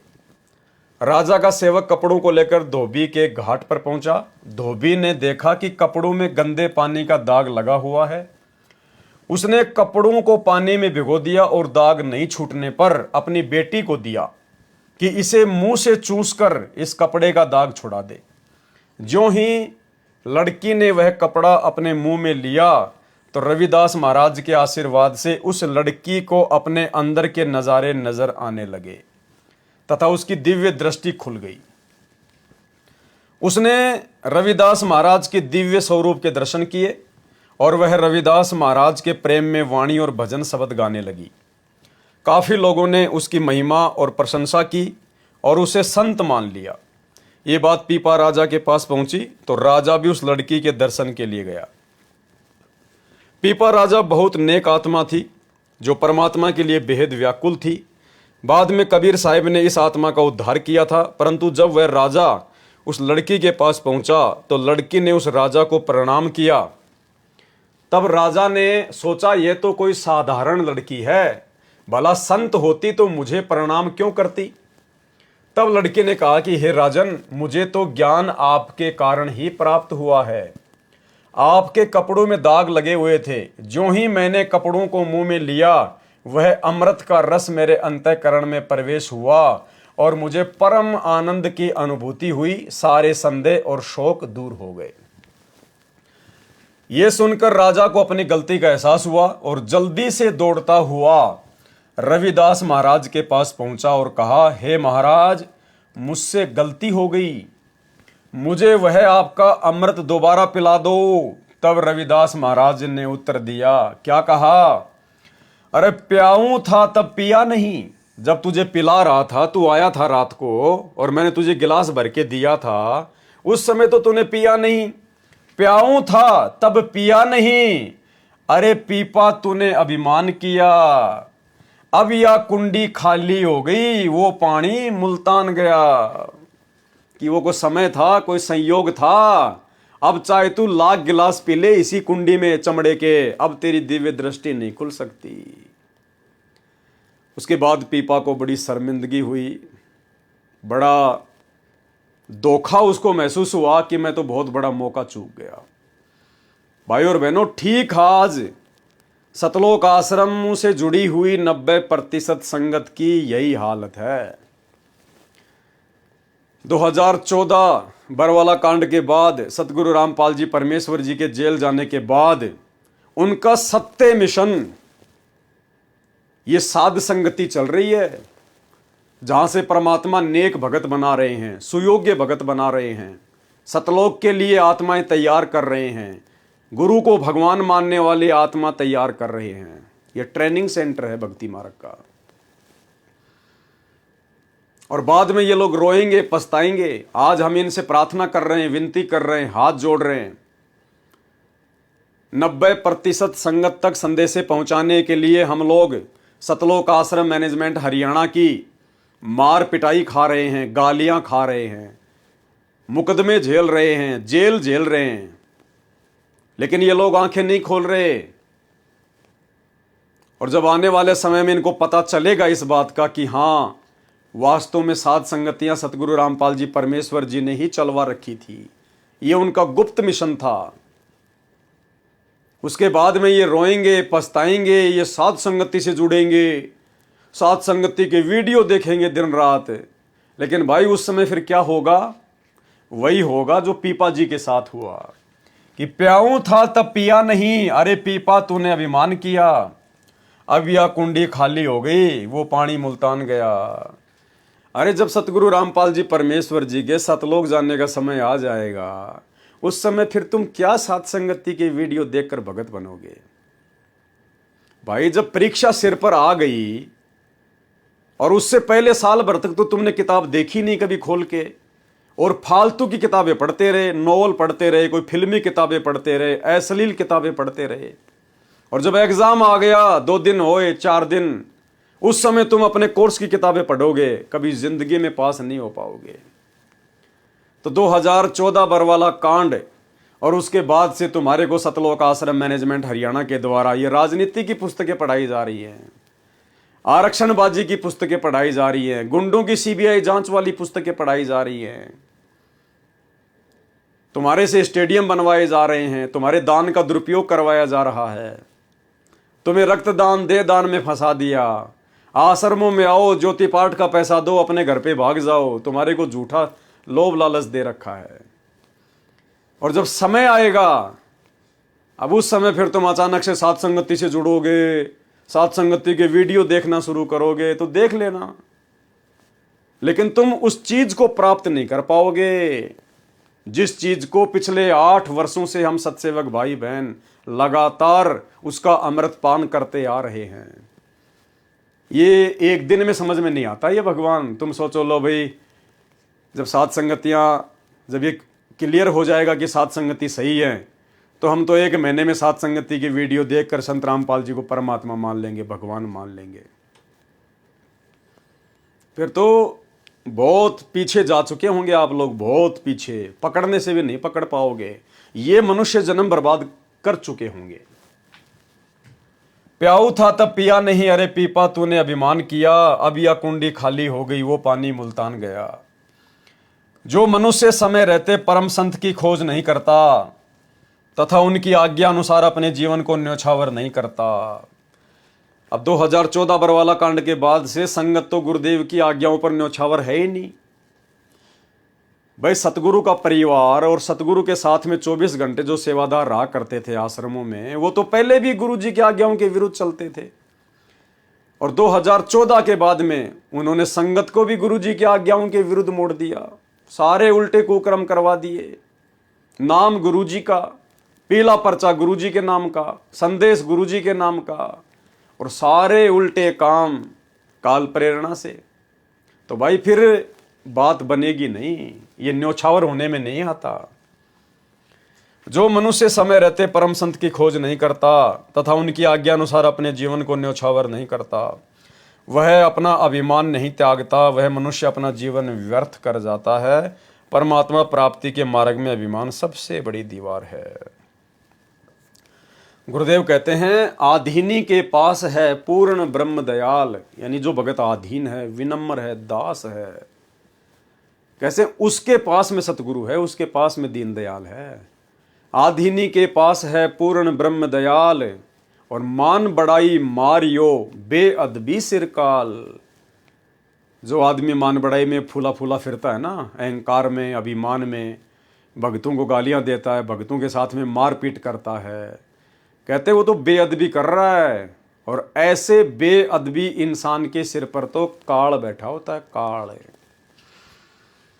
कबीर साहिब जी ने कहा है, लेने को हरि नाम है और देने को अनुदान। अगर इस संसार में लेने को कोई चीज है तो परमात्मा का नाम है, और देने को अनुदान, और तैरने को है दीनता, और डूबन को अभिमान। अगर डूबना है तो अभिमान कर लो, घमंड कर लो, बस सारा काम खराब हो जाएगा। अभिमानी व्यक्ति तो अपने व्यक्तित्व को चमकाने के लिए, जो वह खुद नहीं है, और लोगों को कुछ और दिखाने के लिए अपना चरित्र, अपनी छवि दुनिया में बढ़ा चढ़ाकर दिखाने के लिए सारा दिन मंथन और चिंतन करता रहता है, परंतु उसके हाथ कुछ नहीं लगता। वह सारा दिन पशु की तरह भटकता है और पूरा जीवन व्यर्थ करके चला जाता है। गुरु महाराज से नाम उपदेश लेने के बाद भी लोग चुगली, निंदा, रिश्वतखोरी के घिनौने कर्मों को अंजाम देते हैं। क्या लिखवाया परमात्मा ने कि गुरु महाराज से उपदेश लेने के बाद भी, कौन गुरु महाराज? सतगुरु रामपाल जी भगवान। इनसे उपदेश लेने के बाद भी लोग चुगली, निंदा, रिश्वतखोरी के घिनौने कर्मों में अंजाम देते हैं। बंदी छोड़ सतगुरु रामपाल जी भगवान ने ऐसा अमृत ज्ञान दिया है, इसके बावजूद भी लोग छुपकर गंदे कर्मों में लिप्त होते हैं। अरे छुप के करना तो चलो दूसरी बात है, यहां तो सरेआम सीना चौड़ा करके राजनीति कर रहे हैं, गुंडों की सीबीआई जांच करवा रहे हैं, भक्तों के दान का पैसा सामाजिक संगठनों को दे रहे हैं, जाट आरक्षणों में भक्तों को बैठा दिया, भक्तों का पैसा चंदे के रूप में दे दिया। यहां तो सरेआम उल्टे काम हो रहे हैं, छुप के तो ना जाने क्या क्या करते होंगे ये लोग। वह परलोक में तो क्या, इस लोक में भी सुखी नहीं हो सकते। जो व्यक्ति इस आध्यात्मिक ज्ञान को पकड़कर अच्छे से सेवा नहीं करता और अच्छे चरित्र का पालन नहीं करता, वह परमात्मा का अपराधी है। उसने परमात्मा के ज्ञान का मजाक बनाया है, उसे बख्शा नहीं जाएगा। गुरु महाराज के पीठ पीछे से कुछ लोग और कुछ मुख्य सेवक के तौर पर कार्य करते हैं, उनमें भी काफी घिनौने दोष देखे गए हैं। तुम उस भगवान से नहीं छुप सकते। तुम्हें तो बंदी छोड़ सतगुरु रामपाल जी भगवान ने अपना सेवक चुना है, मौका दिया था तुम लोगों को परमात्मा ने, तुम्हें तो दास बन के और मोह त्याग कर अपना और पराया का भेद त्याग करके तन मन धन से सेवा करनी चाहिए थी। अपने भाग्य को सराहो जो तुम्हें इतनी नेक सेवा मिली। तुम परमात्मा के सेवक हो, तुम्हें तराजू को बराबर तोलना चाहिए। किसी भी भगत में कोई भेदभाव नहीं करना चाहिए, पक्षपात नहीं करना चाहिए। जो अच्छे भगत हैं उनके नाम के तो पीले पर्चे निकाल देते हैं कि गुरुद्रोही घोषित हो गए, और जो भगतों की बच्चियों को बैला फुसला कर ले जाते हैं, उनसे शादियां कर लेते हैं, खुद शादीशुदा होने के बावजूद भी। एक दिल्ली का कोऑर्डिनेटर था, खुद शादीशुदा, और एक भगत की जवान लड़की को ले गया, उसके साथ रमैनी कर ली। नामदान सेंटरों पर दूसरे की माता बहनों के साथ में कुकर्म किए जा रहे हैं। दुनिया भर के कुकर्म, इनकी ऑडियो वायरल होती है। सोनीपत के नामदान सेंटर रणवीर दास की एक ऑडियो वायरल हुई जिसमें वो अपनी गुरु बहन से अश्लील बातें कर रहा है। उसके बाद उसकी नो एंट्री कर दी गई थी, फिर वापस उसको एंट्री ले ली, वापस उसको नामदान सेंटर दे दिया गया। तो भाई और बहनों, इस मार्ग में भेदभाव नहीं चलता, पक्षपात नहीं चलता बिल्कुल भी। ये परमात्मा का मार्ग है। ये रिहर्सल चल रही है आप और हमारी। आने वाले समय में परमात्मा किसको क्या सेवा देंगे, कौन कितना योग्य है, वो हिसार की छोटी जेल में बैठ के आप और हमारी परख कर रहा है। पछोड़ मार रहा है परमात्मा। हमारे अंदर भक्ति के कितने लक्षण हैं, हम भगत बने या नहीं बने, कितनी कमियां हैं, वो देख रहा है, हमारी परीक्षा ले रहा है। ये परीक्षा का समय है। तो क्या कह रहे हैं भगत जी? गुरु महाराज के पीठ पीछे से कुछ लोग और कुछ मुख्य सेवक के तौर पर कार्य करते हैं, उनमें भी काफी घिनौने दोष देखे गए हैं। अब ये बात जो लिखी गई है यहां पर भाई और बहनों, ये भगत जी कोई अपने मन से नहीं लिख रहे हैं, ये बिल्कुल सत्य है। इनसे परमात्मा ही लिखवा रहे हैं प्रेरणा करके, क्योंकि खुद सतगुरु रामपाल जी परमेश्वर जी ने इस पुस्तक का समर्थन किया है, इन शब्दों का समर्थन किया है। वर्तमान में हिसार जेल से जो विशेष संदेश आ रहे हैं, उनमें गुरुदेव भगवान ने एक ऑडियो में साफ साफ कहा है कि ऐसे बहुत सारे लोग हैं जिनको सारनाम भी प्राप्त है, और जो आश्रमों में हमारे साथ में भी रहते हैं, हमारे पास में रहते हैं, यानी गुरुजी के साथ में रहते हैं, गुरुजी के पास में रहते हैं, और दूसरों की नजरों में बहुत अच्छे भगत। और गुरुदेव कह रहे हैं कि लास्ट में चलकर जब उनके वो कर्म हमारे सामने आते हैं, इतने गंदे, इतने बिगड़े हुए, इतने दिद्दे, तो गुरुदेव कहते हैं हमें भी सोचने पर मजबूर होना पड़ता है।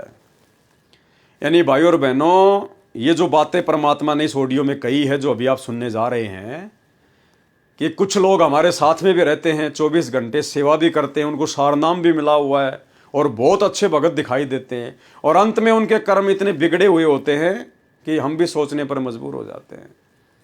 यानी परमात्मा स्पष्ट तौर पर अपने परिवार के विषय में और मैनेजमेंट के विषय में ना कहकर इन हिसार जेल से आने वाली ऑडियो में समझदार आत्माओं के लिए संकेत कर रहे हैं खुल के, कि भाई इन्हीं लोगों से दुखी होकर मैं जेल में आके बैठा हूं, और जब तक ये गंदगी साफ नहीं होलेगी, और गंदगी साफ कैसे होगी भाई और बहनों?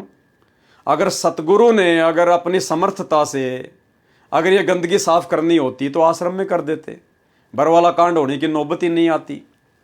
लेकिन परमात्मा का काल के साथ एग्रीमेंट है, और परमात्मा कभी भी बुरा नहीं बनता। राम किसी को मारे नहीं, मारे तो हत्यारा राम, अपने आप ही मर जाएंगे कर कर खोटे काम। तो बहुत सारे खोटे काम तो इन्होंने बरवाला कांड से पहले किए आश्रम में, जिनका जिक्र गुरुदेव ने अपने बयानों में कर रखा है। बयानों की कॉपी ये लोग संगत को दे नहीं रहे। आज 10 साल हो गई, सतगुरु रामपाल जी के बयानों की एक भी कॉपी इन्होंने संगत में वायरल नहीं की, क्योंकि सतगुरु रामपाल जी ने अपने बयान अपने परिवार के खिलाफ, इस मैनेजमेंट के खिलाफ दे रखे हैं। और उसके बाद तो इन्होंने क्या क्या कुकर्म कर दिए 2014 के बाद, ये आप और हमारी आंखों के सामने है। तो इन्होंने इतने कर्म बिगाड़ लिए हैं भाई और बहनों अपने, कि आने वाले समय में परमात्मा को आवश्यकता नहीं पड़ेगी इनको साइड में करने की। ये अपने कर्मों के चलते खुद ही साइड में हो जाएंगे, खुद ही। तो वो ऑडियो सुनिए आप, जो हिसार जेल से आई है, उसमें परमात्मा ने किस प्रकार से हम जिन लोगों को अपनी अज्ञानता और नादानी के चलते गुरु जी का बेटा बेटी भाई बंधु समझ रहे हैं, बहुत अच्छे भगत समझ रहे हैं, ये तो सार नाम प्राप्त है, तो सार शब्द मिल गया, और हम उनके पीछे लट्टू बन के घूमते हैं कि बस इस भगत के पैर पकड़ लो, इस भगत की गुलामी कर लो, मैं तो वैसे सतलोक चला जाऊंगा। तो उन लोगों के विषय में गुरुदेव क्या कह रहे हैं सुन लीजिए। फिर वो बताते हैं, गरीब कोट वर्ष करे साधों की, पत्थर का जल में क्या भीजे, चंदन बन में रंग लागे, एक बांस बिटन भी ना सीधे। परमात्मा गरीबदास जी कितना प्यारी व्याख्या करते हैं कि कोटि वर्ष करे संगत संतों की, सतगुरु की, पत्थर का जल में के भीजे। पत्थर को पानी में डाल दो कितने में, और 100 वर्ष के बाद निकाल लो, उसका कभी असर नहीं। उसको एक दूसरे एक साथ बिठा दो, जब आगे निकलेंगी चिंगारी पाटेगी, जबकि पानी से तो सब नरम हो जाते हैं। इसी प्रकार बताया है कि जो निकम्मी आत्मा है, पत्थर हो चुके हैं काल के बकवाद कर करके, वो सत्संग में कितने दिन रहो, उनका कभी असर नहीं हो, उन बकवाद करनी ही करनी। अब जैसे कई भक्त हैं, दिखे ऐसे हैं जैसे बहुत बड़े भगत है, बहुत निकट रहते हैं हमारे, और अंत में उनके कर्म इसे गद्दे पावे, हम सोच भी नहीं सकते। तो ये गलतियां हैं, इनको सुधारना पड़ेगा अपने। माई और बात तेरे काम न आवे, संतों शरण लाग रे, मुके सोवग पलत में बंदे, जाग जाग नर जाग रे, जाग जाग नर जाग। गुरु महाराज के पीठ पीछे से कुछ लोग और कुछ मुख्य सेवक के तौर पर कार्य करते हैं, उनमें भी काफी घिनौने दोष देखे गए हैं। तुम उस भगवान से नहीं छुपा सकते, तुम्हें तो बंदी छोड़ सतगुरु रामपाल जी भगवान ने अपना विशेष सेवक चुना है, तुम्हें तो दास बन करके और मोह त्याग कर, अपना और पराया का भेद त्याग करके तन मन धन से सेवा करनी चाहिए थी।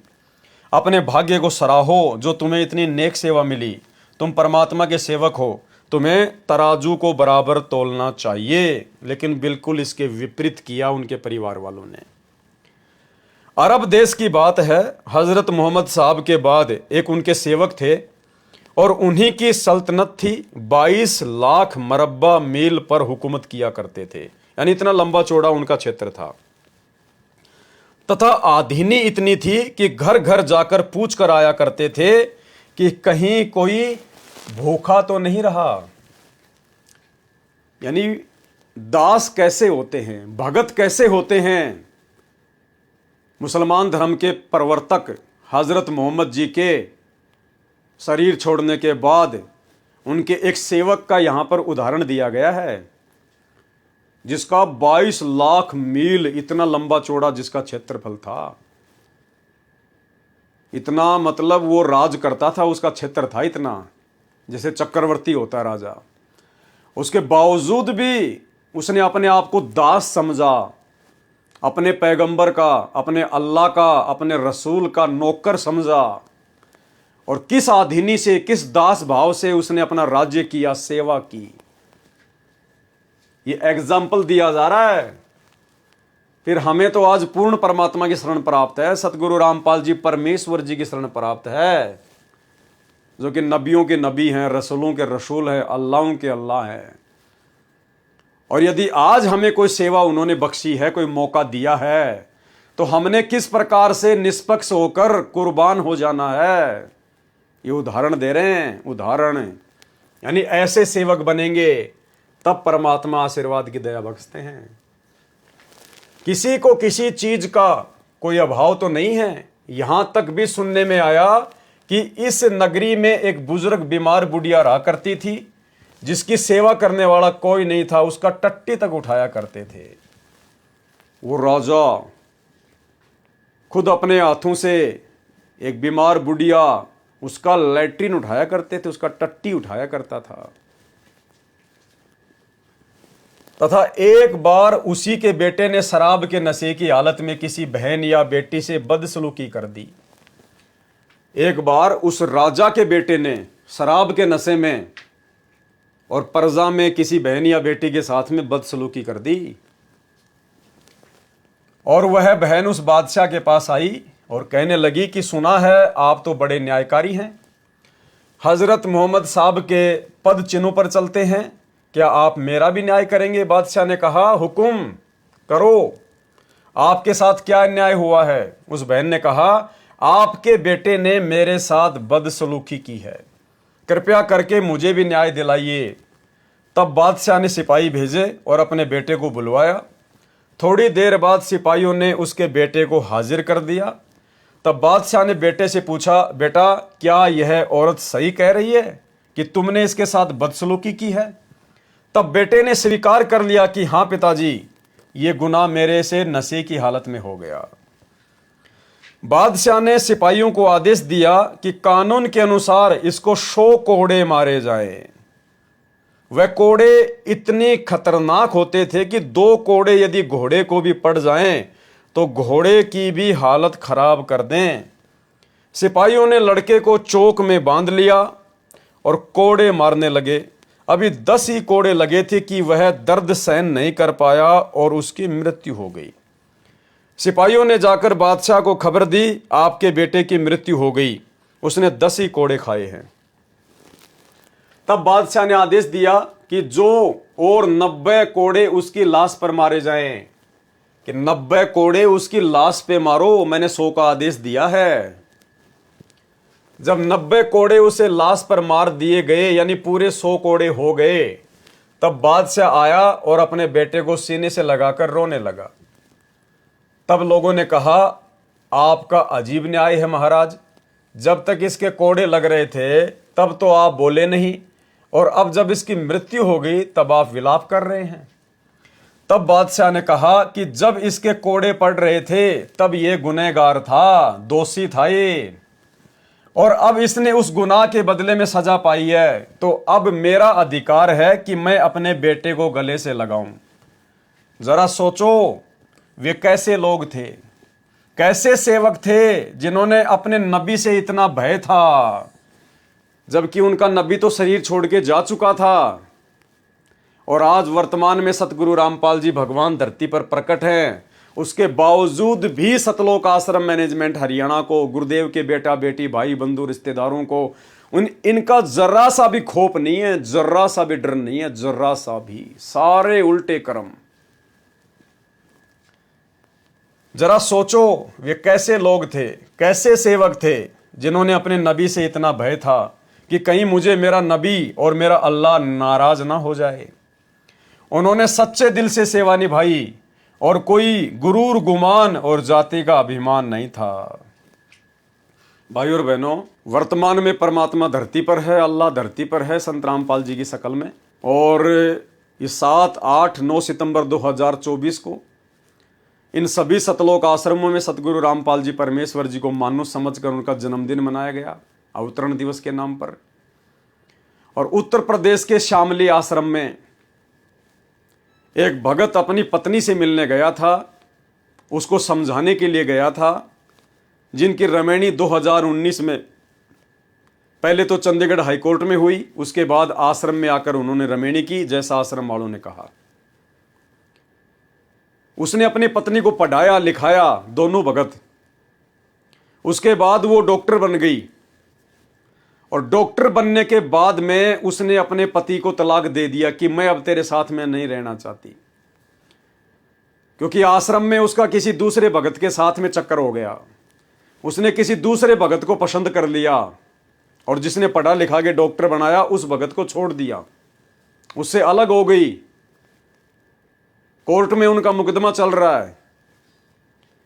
तो वो भगत बेचारा जो हरियाणा के फतेहाबाद का था, वो शामली आश्रम में गया कि भाई चलो गुरुजी का भंडारा है और उसको समझाएंगे, अगर समझ जाएगी तो भगत है। वो आ गया वहां पर, वो समझाने लगा उसको, उसकी पत्नी का पहले से ही आश्रम वालों के साथ में संपर्क पूरी तरह से, और जो शामली आश्रम का संचालक है देशराज मान, जो कि सतलोक आश्रम वालों का वर्ल्ड कोऑर्डिनेटर है, एक नंबर का गुंडा आदमी है, शकल से भी और आचरण से भी। वही देशराज मान जो 2016 में अपने कुछ गुंडे हरियाणा और दिल्ली से सारनामी लोग 2 गाड़ियां भर के और मुझे जानवर की तरह पीट के गया था, वही देशराज मान सतगुरु रामपाल जी परमेश्वर जी का बुआ का लड़का। उस लड़की ने जाकर शिकायत कर दी तो देशराज और 15-20 लोग आश्रम वाले मुख्य सेवादार उस भगत को एक कमरे में ले गए अंदर, और 2 से 3 घंटे तक उस भगत के साथ में जबरदस्त मार पिटाई करी। उसको पट्टों से मारा, डंडों से मारा, और देशराज एक छोटी सी पिस्तौल रखता अपने साथ में। प्रहलाद भगत ने तो कभी डंडा भी नहीं उठाया, और ये संत रामपाल जी के भगत होकर पिस्तौल रखते हैं। ये तो पहचान होती है गुंडों की, बदमाश लोगों की, ये तो पहचान होती है। उस भगत की कनपट्टी पे वो बंदूक रख दी और कोरे कागज पर साइन करवाए और धमकी दी कि हरियाणा छोड़ के भाग जाना, अगर दोबारा दिखाई दे गए तो जान से मार देंगे। उसके बाद उस भगत ने FIR करवाई, रिपोर्ट करवाई, अपना मेडिकल करवाया, काफ़ी चोटें उसको लगी हुई है बेचारे को। सारे कागज़ उसने WhatsApp पे डाले हैं, FIR भी हो गई। पुलिस प्रशासन भी शायद उसके साथ में जाके मौका मुआयना करके आया था। एक छोटा सा वीडियो उस भगत का दिखा देते हैं आपको। तहसील शामली इंजनाना थाने के गांव बैदखेड़ी में स्थित सतलोक आश्रम में आज एक युवक की कमरे में बंद करके घंटों पिटाई किए जाने का आरोप है। पीड़ित का कहना है कि पिस्टल दिखाकर पत्नी को छोड़ने और शामली छोड़कर भाग जाने और आश्रम में कोई पिटाई न किए जाने के बारे में लिखवाकर जबरदस्ती हस्ताक्षर कराए गए हैं। हरियाणा के फतेहाबाद के मूल निवासी और शामली के हाल निवासी अजय कुमार पुत्र प्रेमचंद ने बताया कि वह सतलोक आश्रम का समर्थक है और 2019 में उसकी शादी चंडीगढ़ हाई कोर्ट में होने के बाद फिर इसी आश्रम में हुई थी। अब पति पत्नी के बीच विवाद चल रहा है जो कोर्ट में विचाराधीन है।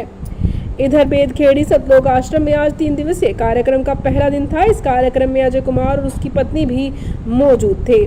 अजय कुमार का आरोप है कि आश्रम के कुछ ठेकेदारों ने गुंडई दिखाते हुए एक कमरे में ले जाकर उसके साथ मारपीट की और पिस्तौल दिखाकर कोरे कागज पर दस्तखत ही नहीं कराए बल्कि पत्नी को छोड़कर हरियाणा भाग जाने तथा आश्रम में कोई मार पिटाई न किए जाने को भी लिखवाया गया। बाद में पुलिस को लिखित सूचना दी गई। तहरीर में आश्रम के प्रबंधक देशराज और प्रबंध कमेटी के सदस्य हरदेश दास, थाना भवन का शिवम तथा मेहता सेवादार को आरोपी बनाया गया है। हरदेश दास ने बताया कि यह आश्रम में गलत तरीके से वीडियो बना रहा था और किसी महिला के साथ छेड़छाड़ की घटना बताई गई है।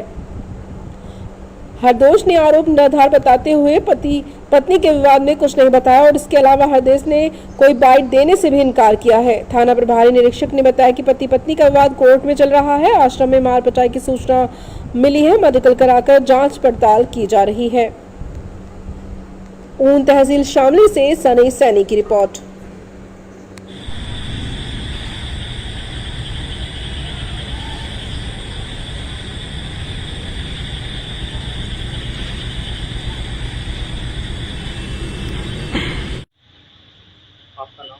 अजय कुमार है मेरा नाम जी। कहाँ के रहने वाले?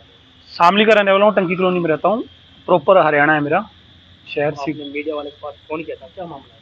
मामला इस तरह है कि 2019 में मेरी जो है लव मैरिज हुई थी और जो मेरी पत्नी है वो मेरे साथ रहती थी गुजरात में, और फिर उसके बाद उनको मैंने लिखाया, पढ़ाया, GNM वगैरह करवाई, उनको मैंने सरकारी नौकरी लगवा दी और यहाँ पे उनकी पोस्टिंग हो गई। अपना थाना भवन ब्लॉक है, यारपुर गांव है, CHO की पोस्टिंग हुई, शालिनी शाक्या उसका नाम है।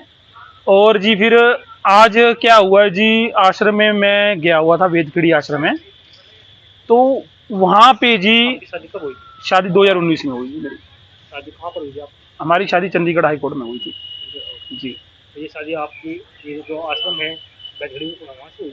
नहीं, आश्रम के वेदखेड़ी पर चंडीगढ़ हाई कोर्ट में हुई, बट मतलब उनके अकॉर्डिंग सी हुई थी, मतलब आश्रम के को? हाँ जी जी जी, ठीक है जी।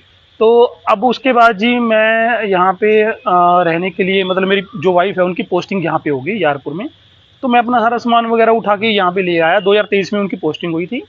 पोस्टिंग के दौरान जी वो फिर अपने बयान उन्होंने चेंज कर दिए, वो मेरे साथ मतलब मना कर दी रहने के लिए। अब आज आश्रम में, सतलोक आश्रम वेदखेड़ी है, आश्रम बुरा नहीं है, पर वहां पे जो आज मेरे साथ हुआ, जो करवाने वाले हैं उनका आपको नाम बता रहा हूं, उन्होंने मेरे साथ बहुत ही अत्याचार किए और मुझे एक बंद कमरे में ले जाकर 15-20 लोगों ने बहुत मारा पीटा और मुझे जान से मारने की धमकी दी। और कई जगह मुझे गुम चोटें भी आई हुई हैं, मेडिकल भी करवाया गया है, जिंजाना, और पिस्टल मेरी कनपटी पे रखकर उन्होंने, हाँ जी हाँ जी, किसने रखा क्रम पे? ये देसराज है जी, ठीक है, उन्होंने पिस्टल मेरी कनपटी पे रखकर सब बयान मेरे से लिखवा लिए, मतलब गलत बयान कि लिख तू यहाँ पे ये करने आया था, वो करने आया था। अब जब उन्होंने मेरे को मारा पीटा, बहुत बहुत मारा पीटा, और ऐसा मारा पीटा कि वहां से मैं मर के ही निकलता, मैं बचने वाला नहीं था। बट मेरे फोन भी दोनों ले लिए गए और जो मेरी सब इंस्टाग्राम आईडी, फेसबुक आईडी अपने नाम की कर ली गई है, किस नाम से? कबीर साहिब के नाम से कर लिया उन्होंने। तो पहले मेरी अपनी इंस्टाग्राम आईडी थी, उसमें 35,000 फॉलोवर थे, और जो मेरा फेसबुक ग्रुप था उसमें भी थे। इन्होंने अपने ही नाम से अपने ही कर लिया, और उसके बाद मेरे को धमकी दी इन्होंने कि अगर तुझे शामली, तुझे छोड़ के जाना पड़ेगा, अगर तू यहाँ रहे तुझे जान से मार देंगे। और मुझे काफ़ी चोटें भी आई हैं और मेरी लिप्स ये सब में, और इसमें देसराज और हरदेश और शिवम सैनी थाना भवन से है ब्लॉक, और एक है अपना मेहता जी, और उसके साथ 10-15 लोग थे जो कुछ हरियाणा के रहने वाले थे। उन्होंने मुझे बहुत बेरहमी से मारा, एक बंद कमरे में 4 घंटे लगातार, मुझे 3 घंटे लगातार मुझे मारते रहे, थप्पड़ों थपड़ी, और मेरा मार मार कर उन्होंने बुरा हाल कर दिया। मारने की वजह क्या थी? मारने की वजह ऐसी ये कि मेरी पत्नी के साथ वो थे, खड़े हुए थे, उन्होंने डिवोर्स दिलवाना चाहते थे, और मैंने कैराना कोर्ट में 9 सेक्शन डाला हुआ है मुकदमा, और इस अकॉर्डिंग में उनको लगा हुआ था कि अब हमारे आश्रम की बदनामी हो रही है, ठीक है। और इस विवाद में उनको चलते उन्होंने एक प्लानिंग की, उन प्लानिंग के हिसाब से आज मैं आश्रम में विशाल भंडारा था, तो वहां पे मैं तैयार होकर रेडी गया, मैं चलो जाके आता हूँ आश्रम में। तो आश्रम में जब मुझे उन्होंने एक बंद कमरे में ले जाकर बैठा लिया, और फिर उन्होंने मुझे मारा और पिस्टल मेरी कान पट्टी पे रख दी, और फिर जो मुझसे उन्होंने क्या लिखवा? उन्होंने मुझे गलत बयान लिखवाए कि तू अपनी पत्नी के पीछे आया है और ठिकाने लगाने आया है उसको, ये लिख, और डिवोर्स दिलाने की धमकी दी, वो भी लिख, और ये भी लिखा कि तू, मतलब उन्होंने गलत गलत चीजें, मतलब उन्होंने ये भी लिखवाया कि तू आश्रम में आया, तेरे साथ हाथोपाई नहीं हुई है, कोई मारपीट नहीं हुई है, ये भी लिख। और उन्होंने मुझे बहुत बेरहमी से मारा, जबकि फिर मुझे लिखना पड़ गया। तो इसी कारण जब इंसान के आगे मौत आती है तो फिर इंसान और क्या करे। फिर अगर मैं ना लिखता वो मुझे मार देते, और मुझे उन्होंने, और पटे से, एक पटा था, उन्होंने मेरे को पटे से भी मारा बहुत ज्यादा, और यहाँ पे मेरी गुम चोटें बहुत आई, और उनमें मेरा मेडिकल भी हुआ है, और आगे की कार्रवाई हमने पुलिस में दे दी गई है तहदीक। तो किस टाइम घटना है? ये सुबह मॉर्निंग की 11 बजे की घटना है आज की। और मेरे लिप्स, हाँ जी, ये मेरा लिप्स देखिए आओ, यहाँ है जी, ये तो आपने तहरीर दी है थाने में? जी दी है मैंने। क्या कहा है? अब आगे की जो है वहाँ के सब इंस्पेक्टर जो है पुलिस अधिकारी हैं वो कार्रवाई करेंगे। और मैं ये कहना चाहता, और उसके बाद में ये न्यूज़ दुनिया भर के अखबारों में आ गई कि संत रामपाल जी के आश्रम में आश्रम के ठेकेदारों के द्वारा इस प्रकार से मारपीट की गई, पिस्तौल कनपटी पे रख दी गई, टीवी चैनलों में न्यूज़ चलने लग गई। तो ये हैं कलयुगी सेवक, ये हैं कलयुगी नौकर। इन्हें कोई अपने नबी का, अपने रसूल का, अपने अल्लाह का, इन्हें कोई डर नहीं है, कोई भय नहीं है। एक तरफ तो वो राजा हजरत मोहम्मद का सेवक जिसको अपने रसूल से, अपने नबी से इतना डर कि ऊपर जाकर क्या मुंह दिखाऊंगा, अपने बेटे तक को उसने मौत के घाट उतरा दिया। और एक तरफ ये कलयुगी नौकर, ये कलयुगी भगत सतलोक आश्रम मैनेजमेंट हरियाणा वाले। इन आश्रमों में रंडीबाजी होती है, वेश्यावर्ती होती है इन आश्रमों में, गुंडागर्दी होती है इन आश्रमों में, ये भक्ति नहीं है यहां। ये सब कुछ काल प्रेरणा से चल रहा है, सब कुछ काल प्रेरणा से। ये रंडीबाजी का खेल तो सतलोक आश्रम वालों ने, मुख्य मुख्य सेवादारों ने बरवाड़ा आश्रम में शुरू कर दी थी। गुरुदेव ने खुद अपने बयान दे रखे हैं, भेजो ना बयान भाई, डर क्यों रहे हो। खुद गुरुजी ने स्वीकार कर रखा भाई कि आश्रम में गलत काम होते थे लेकिन मैंने नहीं किए, सेवादार और समिति वाले करते थे। स्पष्ट कह रखा गुरुजी ने अपने बयान में। करो बयान संगत में वायरल, तुम्हें डर किस बात का है? लेकिन डर इस बात का कि गुरुजी ने बयान इन लोगों के खिलाफ दे रखे। तो भाई ये रंडीबाजी का खेल तो बरवाड़ा आश्रम में भी शुरू हो गया था, इसलिए तो भगवान ने इस आश्रम को उजाड़ना पड़ा। नहीं, इस परमात्मा के रहते सहते और काल आश्रम की ईंट भी उखाड़ सकता है क्या? लेकिन जानबूझ के परमात्मा ने आश्रम को उखाड़ा, क्योंकि वहां पर गंदगी इतनी फैल गई थी। और अब तो वो जेल में बैठे जाके, और बाहर किसी को कोई डर नहीं, किसी को कोई भय नहीं, क्योंकि जो व्यक्ति गुरु को मानुष मानकर उसके साथ में रहता है उसको कोई डर नहीं होता, कोई भय नहीं होता उसको। तो सारे उल्टे काम इन सतलोक आश्रमों में होते हैं। एक जयपुर के नामदान संचालक का एक ऑडियो वायरल हो रही है, एक लड़की के साथ में सरेआम वैश्यावर्ती हो रही है। बताओ, जयपुर नामदान संचालक है कोई, पहले तो उसको प्रहलाद संभालता था, प्रहलाद हरसोलिया, फिर उसका छोटा भाई, उसकी ऑडियो वायरल हो रही है, सोजत आश्रम से कोई लड़की के साथ उसका चक्कर चल रहा है। तो सरेआम वैश्यावर्ती, सरेआम रंडीबाजी, सरेआम गुंडागर्दी। एक बिहार के नामदान सेंटर वाले की कैसे मारपीट का ऑडियो आया था। सत्संग के बहाने एक बहन को बुलाया, उसके साथ में बलात्कार किया, पुलिस FIR हो गई। सरेआम रंडीबाजी, सरेआम वैश्यावर्ती इन आश्रमों में, क्योंकि किसी को डर ही नहीं है, कोई भय नहीं है किसी प्रकार का। इनको लगता है संत रामपाल जी पे डबल उम्र कैद की सजा है, और वो तो जेल से बाहर आने नहीं, क्योंकि जो गुरु को मानुष मानता है वो तो यही सोचेगा। और बाहर हमने धार्मिक धंधा सेट कर ही लिया, आश्रम खोल ही लिए। संगत मूर्ख है, नादान है, नए नए लोग जुड़ते जाएंगे। अगर कोई पुराने लोग समझ भी जाएं, अगर हट भी जाएंगे, तो नए नए तो जुड़ ही रहे हैं, इनका काम तो चल ही रहा है। तो भाई और बहनों, दास क्या होते हैं, सेवक क्या होते हैं, भगत क्या होते हैं, भक्ति क्या होती है, नियम मर्यादा क्या है, ये इस पुस्तक के माध्यम से समझाया जा रहा है। जिसने राजा होते हुए भी अपने लड़के को मौत के घाट उतार दिया, ऐसे होते हैं सेवक, भगवान से डर के सेवा करने वाले। और आने वाले समय में ये परमात्मा सदगुरु रामपाल जी इस देश की शासन व्यवस्था ऐसे ही नेक नीति वाले भक्तों के हाथों में सौंपेंगे। वर्तमान में जो उनका परिवार है, उनके बेटा बेटी, भाई बंधु, रिश्तेदार, ये कोऑर्डिनेटर, इन गुंडों के हाथों में परमात्मा ये शासन व्यवस्था नहीं देंगे। इन गुंडों का तो नामो निशान भी नहीं मिलेगा संत रामपाल जी जब बाहर आएंगे उस समय। 2028 युग परिवर्तन का समय है, 4 साल हैं। 4 साल में तो इन लोगों की हालत ऐसी हो जाएगी जैसे गधे के सिर से सींग गायब हो जाते हैं, क्योंकि इन्होंने अपने कर्म हद से ज्यादा बिगाड़ लिए। संत रामपाल जी महाराज के हम सब उन्मति हैं, यानी हम उनके ऋणी हैं। संत रामपाल जी महाराज के हम सब उम्मती हैं। हमारा व्यवहार शीशे जैसा साफ होना चाहिए। सतगुरु से हम कुछ छुपा नहीं सकते। अगर कोई छुपा रहा है, अपने आप में शाना बन रहा है, वो दुनिया का सबसे महामूर्ख आदमी है। हमारा व्यवहार शीशे जैसा साफ होना चाहिए। यदि हम दगाबाज हैं तो हम अपना नहीं, परमात्मा का अपमान कर रहे हैं। यानी मर्यादा तोड़कर यदि हम कोई गफलत कर रहे हैं तो हम अपना नहीं, अपने गुरुजी की बेइज्जती कर रहे हैं, अपने गुरुजी का अपमान कर रहे हैं। क्योंकि हमारी अपनी कोई पहचान नहीं है। हमें यदि दुनिया जानती है तो अपने गुरुजी के नाम से जानती है, गुरुजी के आधार से जानती है। यदि हम दगाबाज हैं तो हम अपना नहीं, परमात्मा का अपमान कर रहे हैं, परमात्मा की रहमत का अपमान कर रहे हैं। हमने भक्ति मार्ग को मजाक समझ लिया है। ये राजनीतियां, अभी अक्टूबर के महीने में हरियाणा में इलेक्शन है विधानसभा के, आ जाएंगे पेड़े पर्चे 5-10 दिन में, देख लेना। गुरुजी का आदेश है, बीजेपी को वोट डालो, बीजेपी को वोट डालो। ज़्यादा से ज़्यादा अपने रिश्तेदारों को कहो, नहीं डालोगे तो गुरुद्रोही कर दिए जाओगे, आश्रम में नो एंट्री कर दी जाएगी।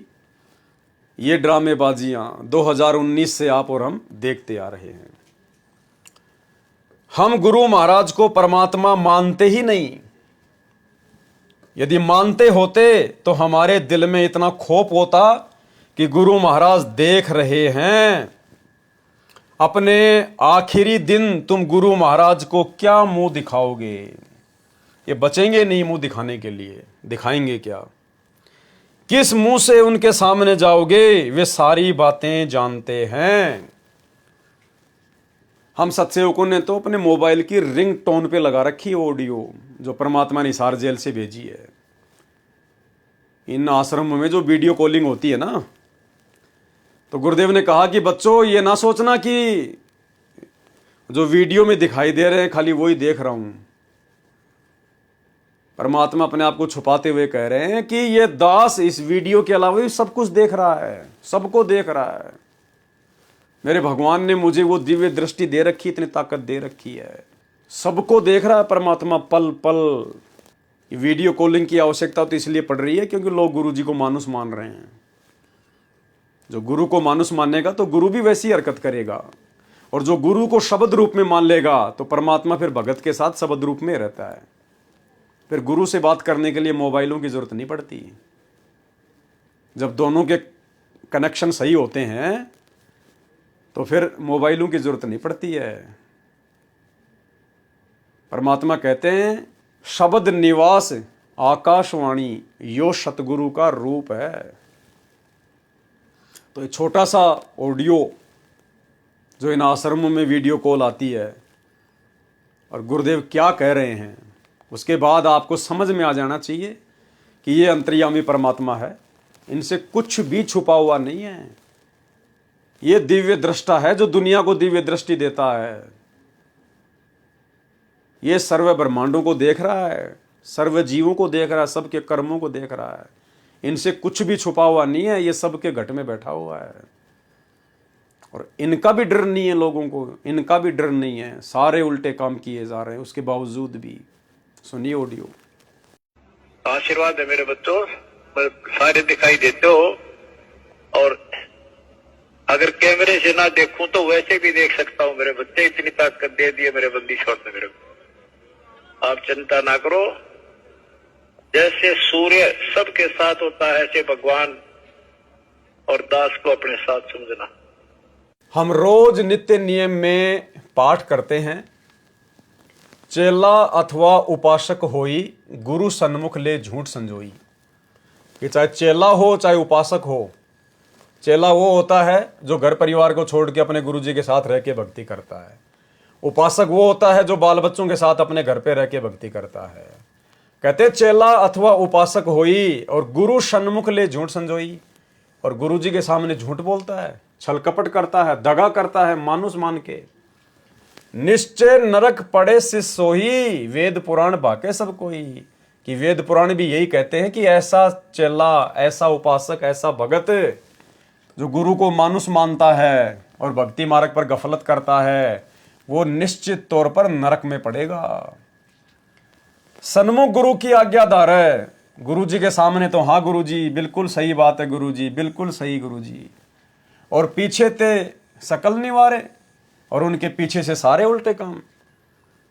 जब आश्रम में गुरु जी के सत्संग सुनते थे तो हाँ गुरु जी बिल्कुल सही है गुरु जी, बिल्कुल सही है गुरु जी, और आज उनके जेल जाते ही उनके परिवार के द्वारा, इन कोऑर्डिनेटरों के द्वारा सारे उल्टे काम, और पीछे थे सकल निवारे, उनके पीछे से सारे उल्टे काम, गंदी राजनीति, भक्तों की मर्यादा तोड़वा दी। 100 शिष्य घोर नरक में पड़ी, ऐसा नालायक शिष्य तो नरक में पड़ेगा। यानी भगत होने के बावजूद है, भगत होने के बावजूद जो व्यक्ति इस प्रकार का आचरण करता है वो नरक में पड़ेगा निश्चित तौर पर। और रुधिर राद पीवे नहीं तरे है, रुधिर खून पिएगा, मवाद पिएगा, फिर कभी पार नहीं हो पाएगा।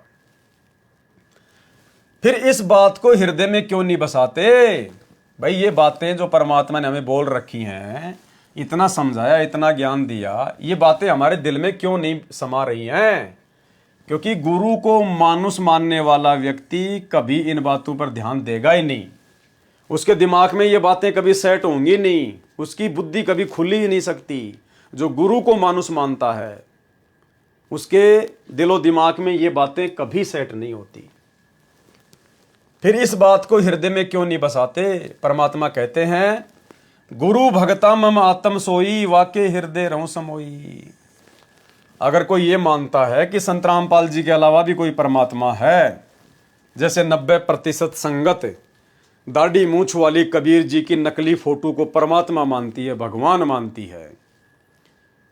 तो भगत जी समझाना चाह रहे हैं परमात्मा की वाणी का हवाला देकर कि वो तुम्हारी दाढ़ी मूंछ वाला भगवान भी यही कह रहा है कि गुरु भगता, यानी जो गुरु का भगत है, मम आत्म सोई, वो मेरी असली आत्मा है और उसी के हृदय में रहूं समोई, मैं उसी के हृदय में समाया रहूंगा। जो गुरु जी के प्रति वफादार है, परमात्मा कहते हैं मैं भी उसी का साथ दूंगा। और जो अपने गुरु से दगा करता है, धोखा करता है, उनकी मर्यादा तोड़वाता है, राजनीति करता है, स्टेडियम बनवाता है, गुंडों की सीबीआई जांच करवाता है, दान का पैसा दुरुपयोग करता है, लोगों को चंदे के रूप में पैसा देता है, भक्तों को काल की गोद में बैठाता है, तो परमात्मा कहते हैं ऐसे दगाबाजों से तो मैं भी दूर रहता हूं। तो सोचिए गुरु उनके नजदीक कहां होगा, केवल उनकी बैटरी चल रही है, बैटरी। और ये कितने दिन चलेगी भाई? ठीक है, गुरु की शरण में रह के, गुरु के साथ में रह के बैटरी जल्दी चार्ज होती है, लेकिन गुरु से दगा करके फिर डिस्चार्ज भी उतनी तेज होती है। तो 4 साल है युग परिवर्तन के, 24 चल रही है, 28 लास्ट है। उससे पहले पहले इनको दिन में तारे नजर आ जाएंगे, इन मुख्य सेवादारों को। अब भगवान क्या बताते हैं? दूसरा तरीका कि जो गुरु का भक्त है, मेरे उस संत का भक्त है, अनुयायी है, श्रद्धालु है, सच्चे दिल से साधना कर रहा है, प्रत्येक आज्ञा का पालन करता है, तो कहते हैं उस मेरे वाले, मेरे भेजे गए हंस संत के का जो भक्त है वो मेरी आत्मा है, वो मेरा सच्चा यानी प्यारी आत्मा है और उसके हृदय में मैं समाया रहता हूँ। आप जी के हृदय में जब तक परमात्मा है, कब तक है? जब तक आप इस दास को भगवान की दृष्टि में देखते हो, तब तक आपके हृदय में प्रभु है। और जब आपके मन में कोई दोष उत्पन्न होने लग जाता है तो काल प्रवेश कर जाता है, प्रभु हट जाता है। क्या कहते हैं भगवान? गुरु भक्ता मम आत्म होई, वाके हृदय रहूं समोई।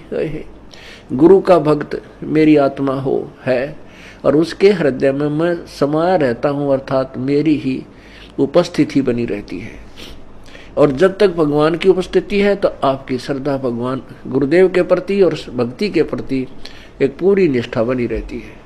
जो ही आपके हृदय में कोई दोष आता है प्रभु गुरु जी के प्रति, चाहे किसी प्रकार से, चाहे प्रत्यक्ष या अप्रत्यक्ष, परमात्मा आपसे दूर हो जाता है। ऑटोमेटिक सिस्टम है।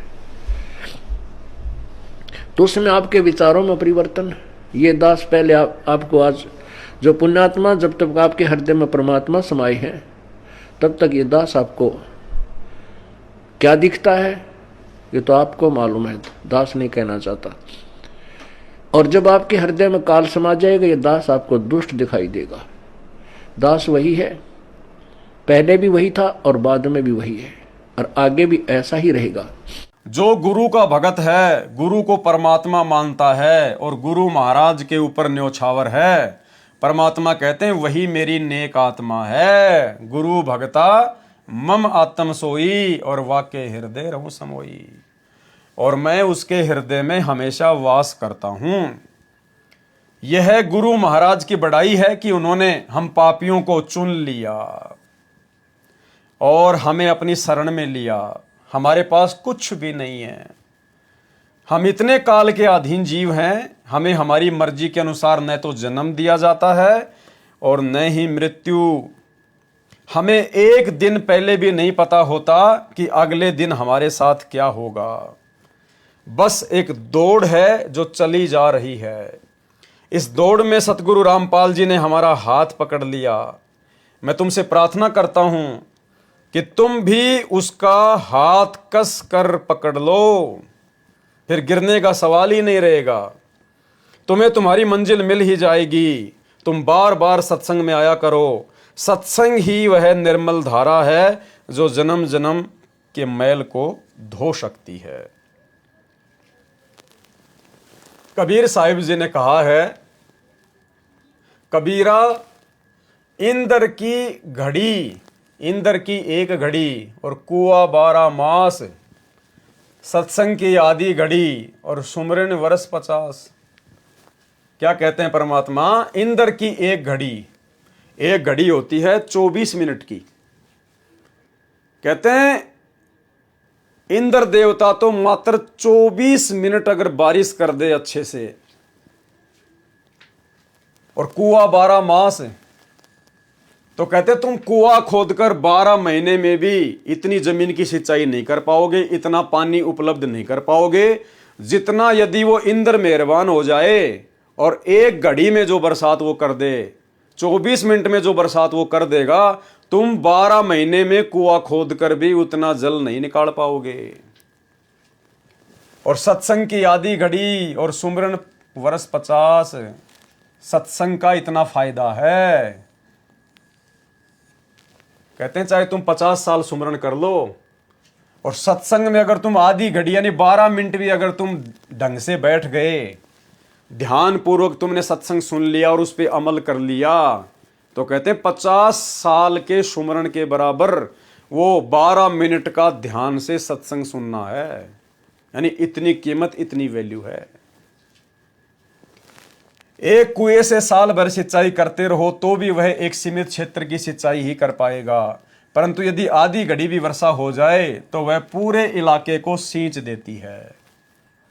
घर बैठकर यदि तुम 50 वर्ष तक भी सुमरण करते रहो तो भी उतना फल नहीं मिलता जितना फल आधी घड़ी सत्संग में आने से मिलता है।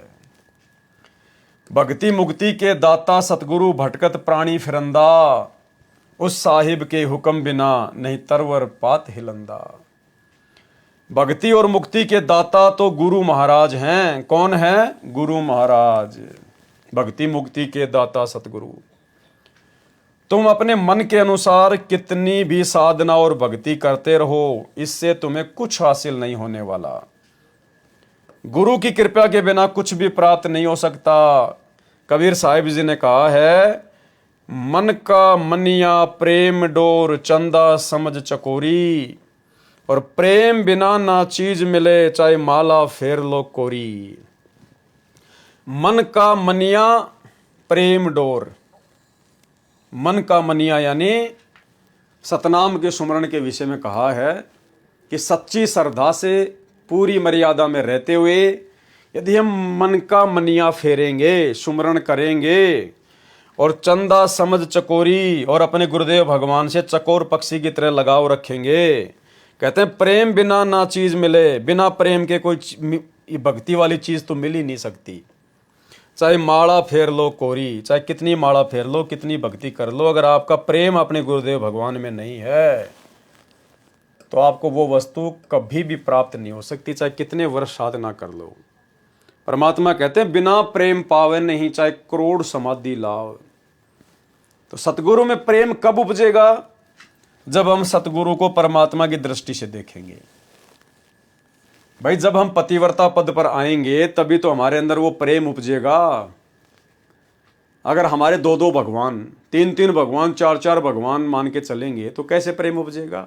एक औरत के 4 पति हों, 2 पति हों, तो कैसे वो सबको समान रूप से प्यार करेगी? कर ही नहीं सकती।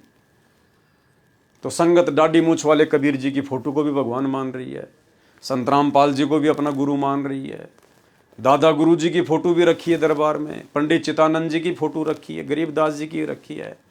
तो हम तो द्रौपदी बन के घूम रहे हैं, हमारे तो 5-5 पति हैं, प्रेम कहाँ से उपजेगा? तो ये दया भी साध संगत से जुड़े हुए भाई बहनों के ऊपर परमात्मा ने बख्शी है।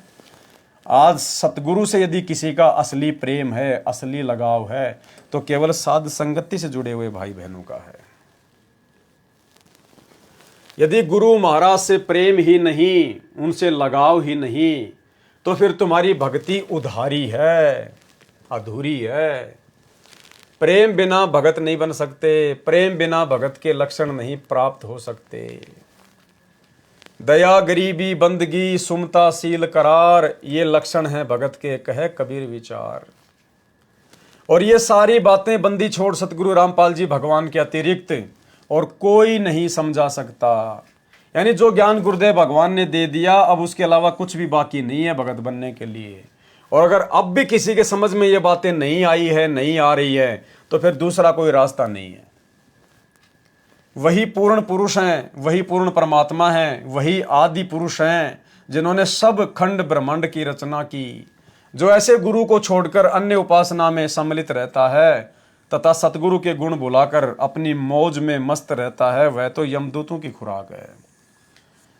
इन आश्रमों से जुड़ी हुई संगत और ये जितने भी सेवादार हैं, गुरु जी के परिवार वाले हैं, ये सब यमदूतों की खुराक है, यमदूतों की खुराक है।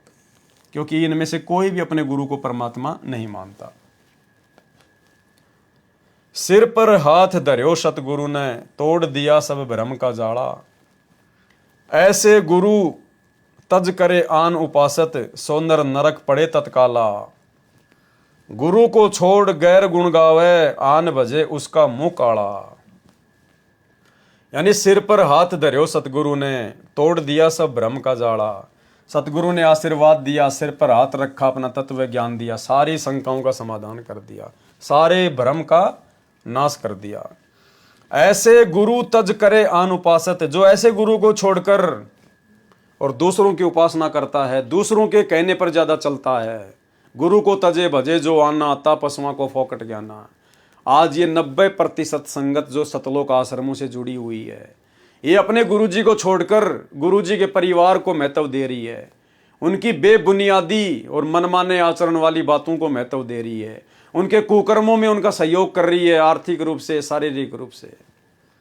तो क्या कहते हैं यहां पर कि गुरु को तज करे आन उपासत, सो नर नरक पड़े तत्काला। वो फिर नरक में जाएगा, चाहे कितना बड़ा भगत है। गुरु को छोड़ गैर गुण गावे, ये तो राजनेताओं के गुण गाते फिर रहे हैं अपने सतगुरु को छोड़कर, आश्रम वाले। और आन बजे उसका मुंह काड़ा, इनका तो मुंह काड़ा होगा अंत में।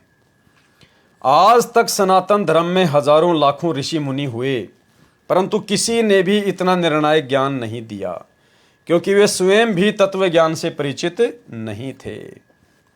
बंदी छोड़ सतगुरु रामपाल जी भगवान ने हम नादान जीवों पर दया करी है। इस सतगुरु महाराज के जितने भी गुण गाए जाएं वे कम हैं। जितने भी गुण गाए जाएं परमात्मा के, जो उपकार इन्होंने आप और हमारे ऊपर कर दिया है, तो कहते हैं जितने भी गुण गाए जाएं वे कम हैं। अभी भी वक्त है, अभी भी समय है, नादान संगत को समझाया जा रहा है, अभी भी वक्त है। बंदी छोड़ सतगुरु रामपाल जी भगवान के चरणों में गिर जाओ, नहीं तो 21 ब्रह्मांड में कहीं और कोई ठिकाना नहीं है। पता नहीं किस दिन हम सबके भाग जागेंगे कि बंदी छोड़ सतगुरु रामपाल जी भगवान हम सब जीवों पर दया दृष्टि दिखाते हुए हमारे सामने आएंगे और अपने प्रेम की बारिश करेंगे। हम सब के मन में उन्हें देखने की बहुत लालसा है। मेरे चंदा को दिया है छुपाए, या माया रंग बादली बनी। क्या कह रहे हैं भगत जी कि मेरे चंदा यानी मेरी सबसे शीतल वस्तु, सबसे सुंदर मेरे गुरुदेव भगवान को छुपा दिया है, या माया रंग बादली बनी। जैसे बादल बीच में आ जाते हैं, चांद की रोशनी छुप जाती है।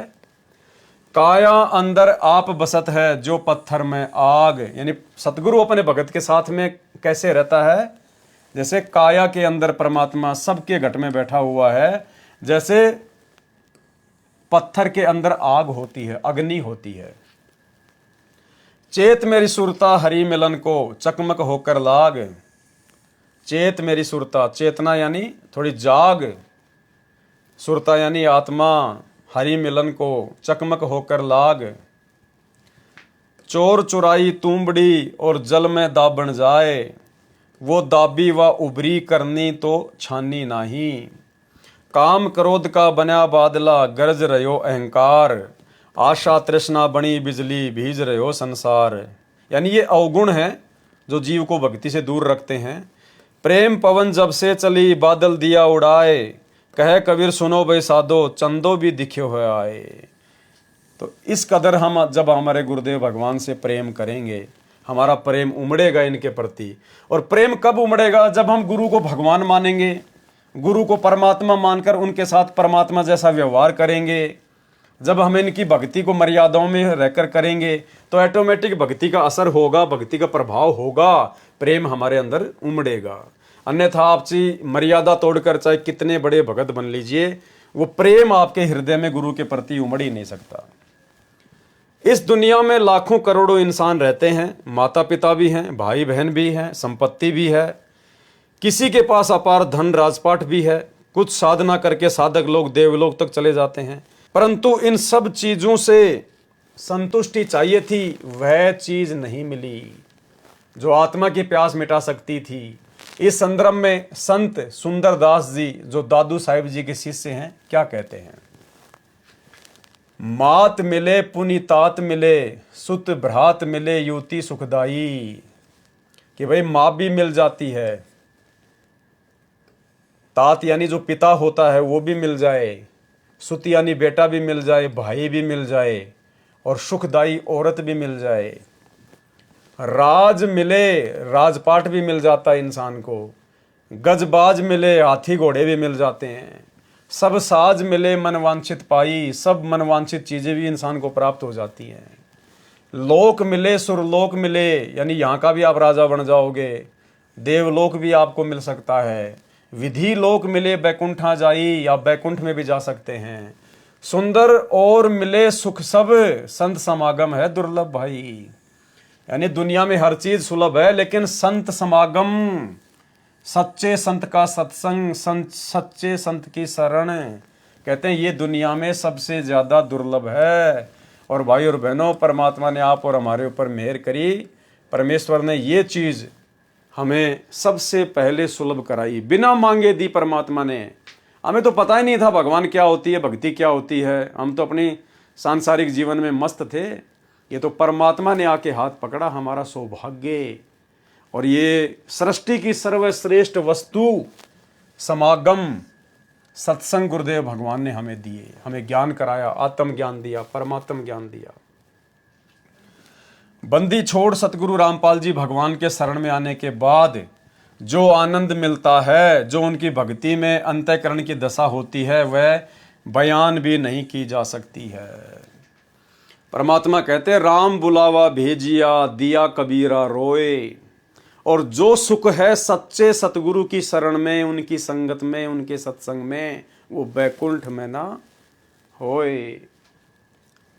बंदी छोड़ सतगुरु रामपाल जी भगवान के ही चरणों में आत्मा का सर्व सुख और परमानंद है। संत समागम वास्तव में दुर्लभ है। संतों की संगत से इंसान कौड़ी से अनमोल हो जाता है। संतों की संगत से मानव जीवन में क्रांति आती है तथा हमेशा के लिए दुविधा चली जाती है। परंतु बड़े भागी होते हैं वे लोग जो संतों की कदर करते हैं तथा उनके आगे विनम्र होते हैं। तो भाई और बहनों, भक्ति और भगवान पुस्तक के संदर्भ में जो वीडियो बनते जा रहे हैं, आज ये 8वां पार्ट था। तो आज के वीडियो में केवल हम इतना ही लेंगे। कल रात्रि 9 बजे गुरुदेव भगवान के आशीर्वाद से इस पुस्तक भक्ति और भगवान के ऊपर 9 नंबर का वीडियो लाइव चलेगा। सभी भाई बहन लाइव जुड़िए और परमेश्वर के आशीर्वाद से जितना समय हमें मिल जाए गुरु महिमा करने के लिए उतना ही थोड़ा है। अगर हम रोज़ाना 1 घंटा, 1.5 घंटा या 2 घंटा भी सतगुरुदेव भगवान के आशीर्वाद से, उनकी रजा से, इसी प्रकार से उनके द्वारा लिखित पुस्तकों के ऊपर लाइव आते रहेंगे तो भक्ति और भगवान से हमारा कनेक्शन जुड़ा रहेगा, हमारा प्रेम हमारे गुरुदेव भगवान के चरणों से जुड़ा रहेगा। हम भक्ति के आसपास रहेंगे और यही वो चीज़ें हैं जो हमें अंत तक जीवित रखेंगी, हमारे को भक्ति मार्ग पर बचा के रखेंगी। तो भाई और बहनों, ज़्यादा से ज़्यादा हमारी कोशिश होनी चाहिए कि प्रथम जो प्रायोरिटी है, जो प्राथमिकता है, वो हमने पूज्य गुरुदेव भगवान के द्वारा दी गई भक्ति को देना है। यानी जितना हो सके उतना हमने प्रथम नाम का या सतनाम का जो भी आपको मिला है, हमने उसका सुमरण करना है ज़्यादा से ज़्यादा। और जब भी मौका मिले गुरुदेव भगवान के सत्संग अवश्य सुने। 1 घंटे का तो परमात्मा का आदेश है कि 1 घंटा तो हमने सपरिवार बैठ के सत्संग सुनना ही सुनना है। इसके अलावा ज़्यादा सुन सकते हैं तो बहुत ज़्यादा बेनिफिट है, बहुत ज़्यादा लाभ है। 5 यज्ञ हम अपने इसी प्रकार से करते रहें, क्योंकि भक्ति प्रथम है।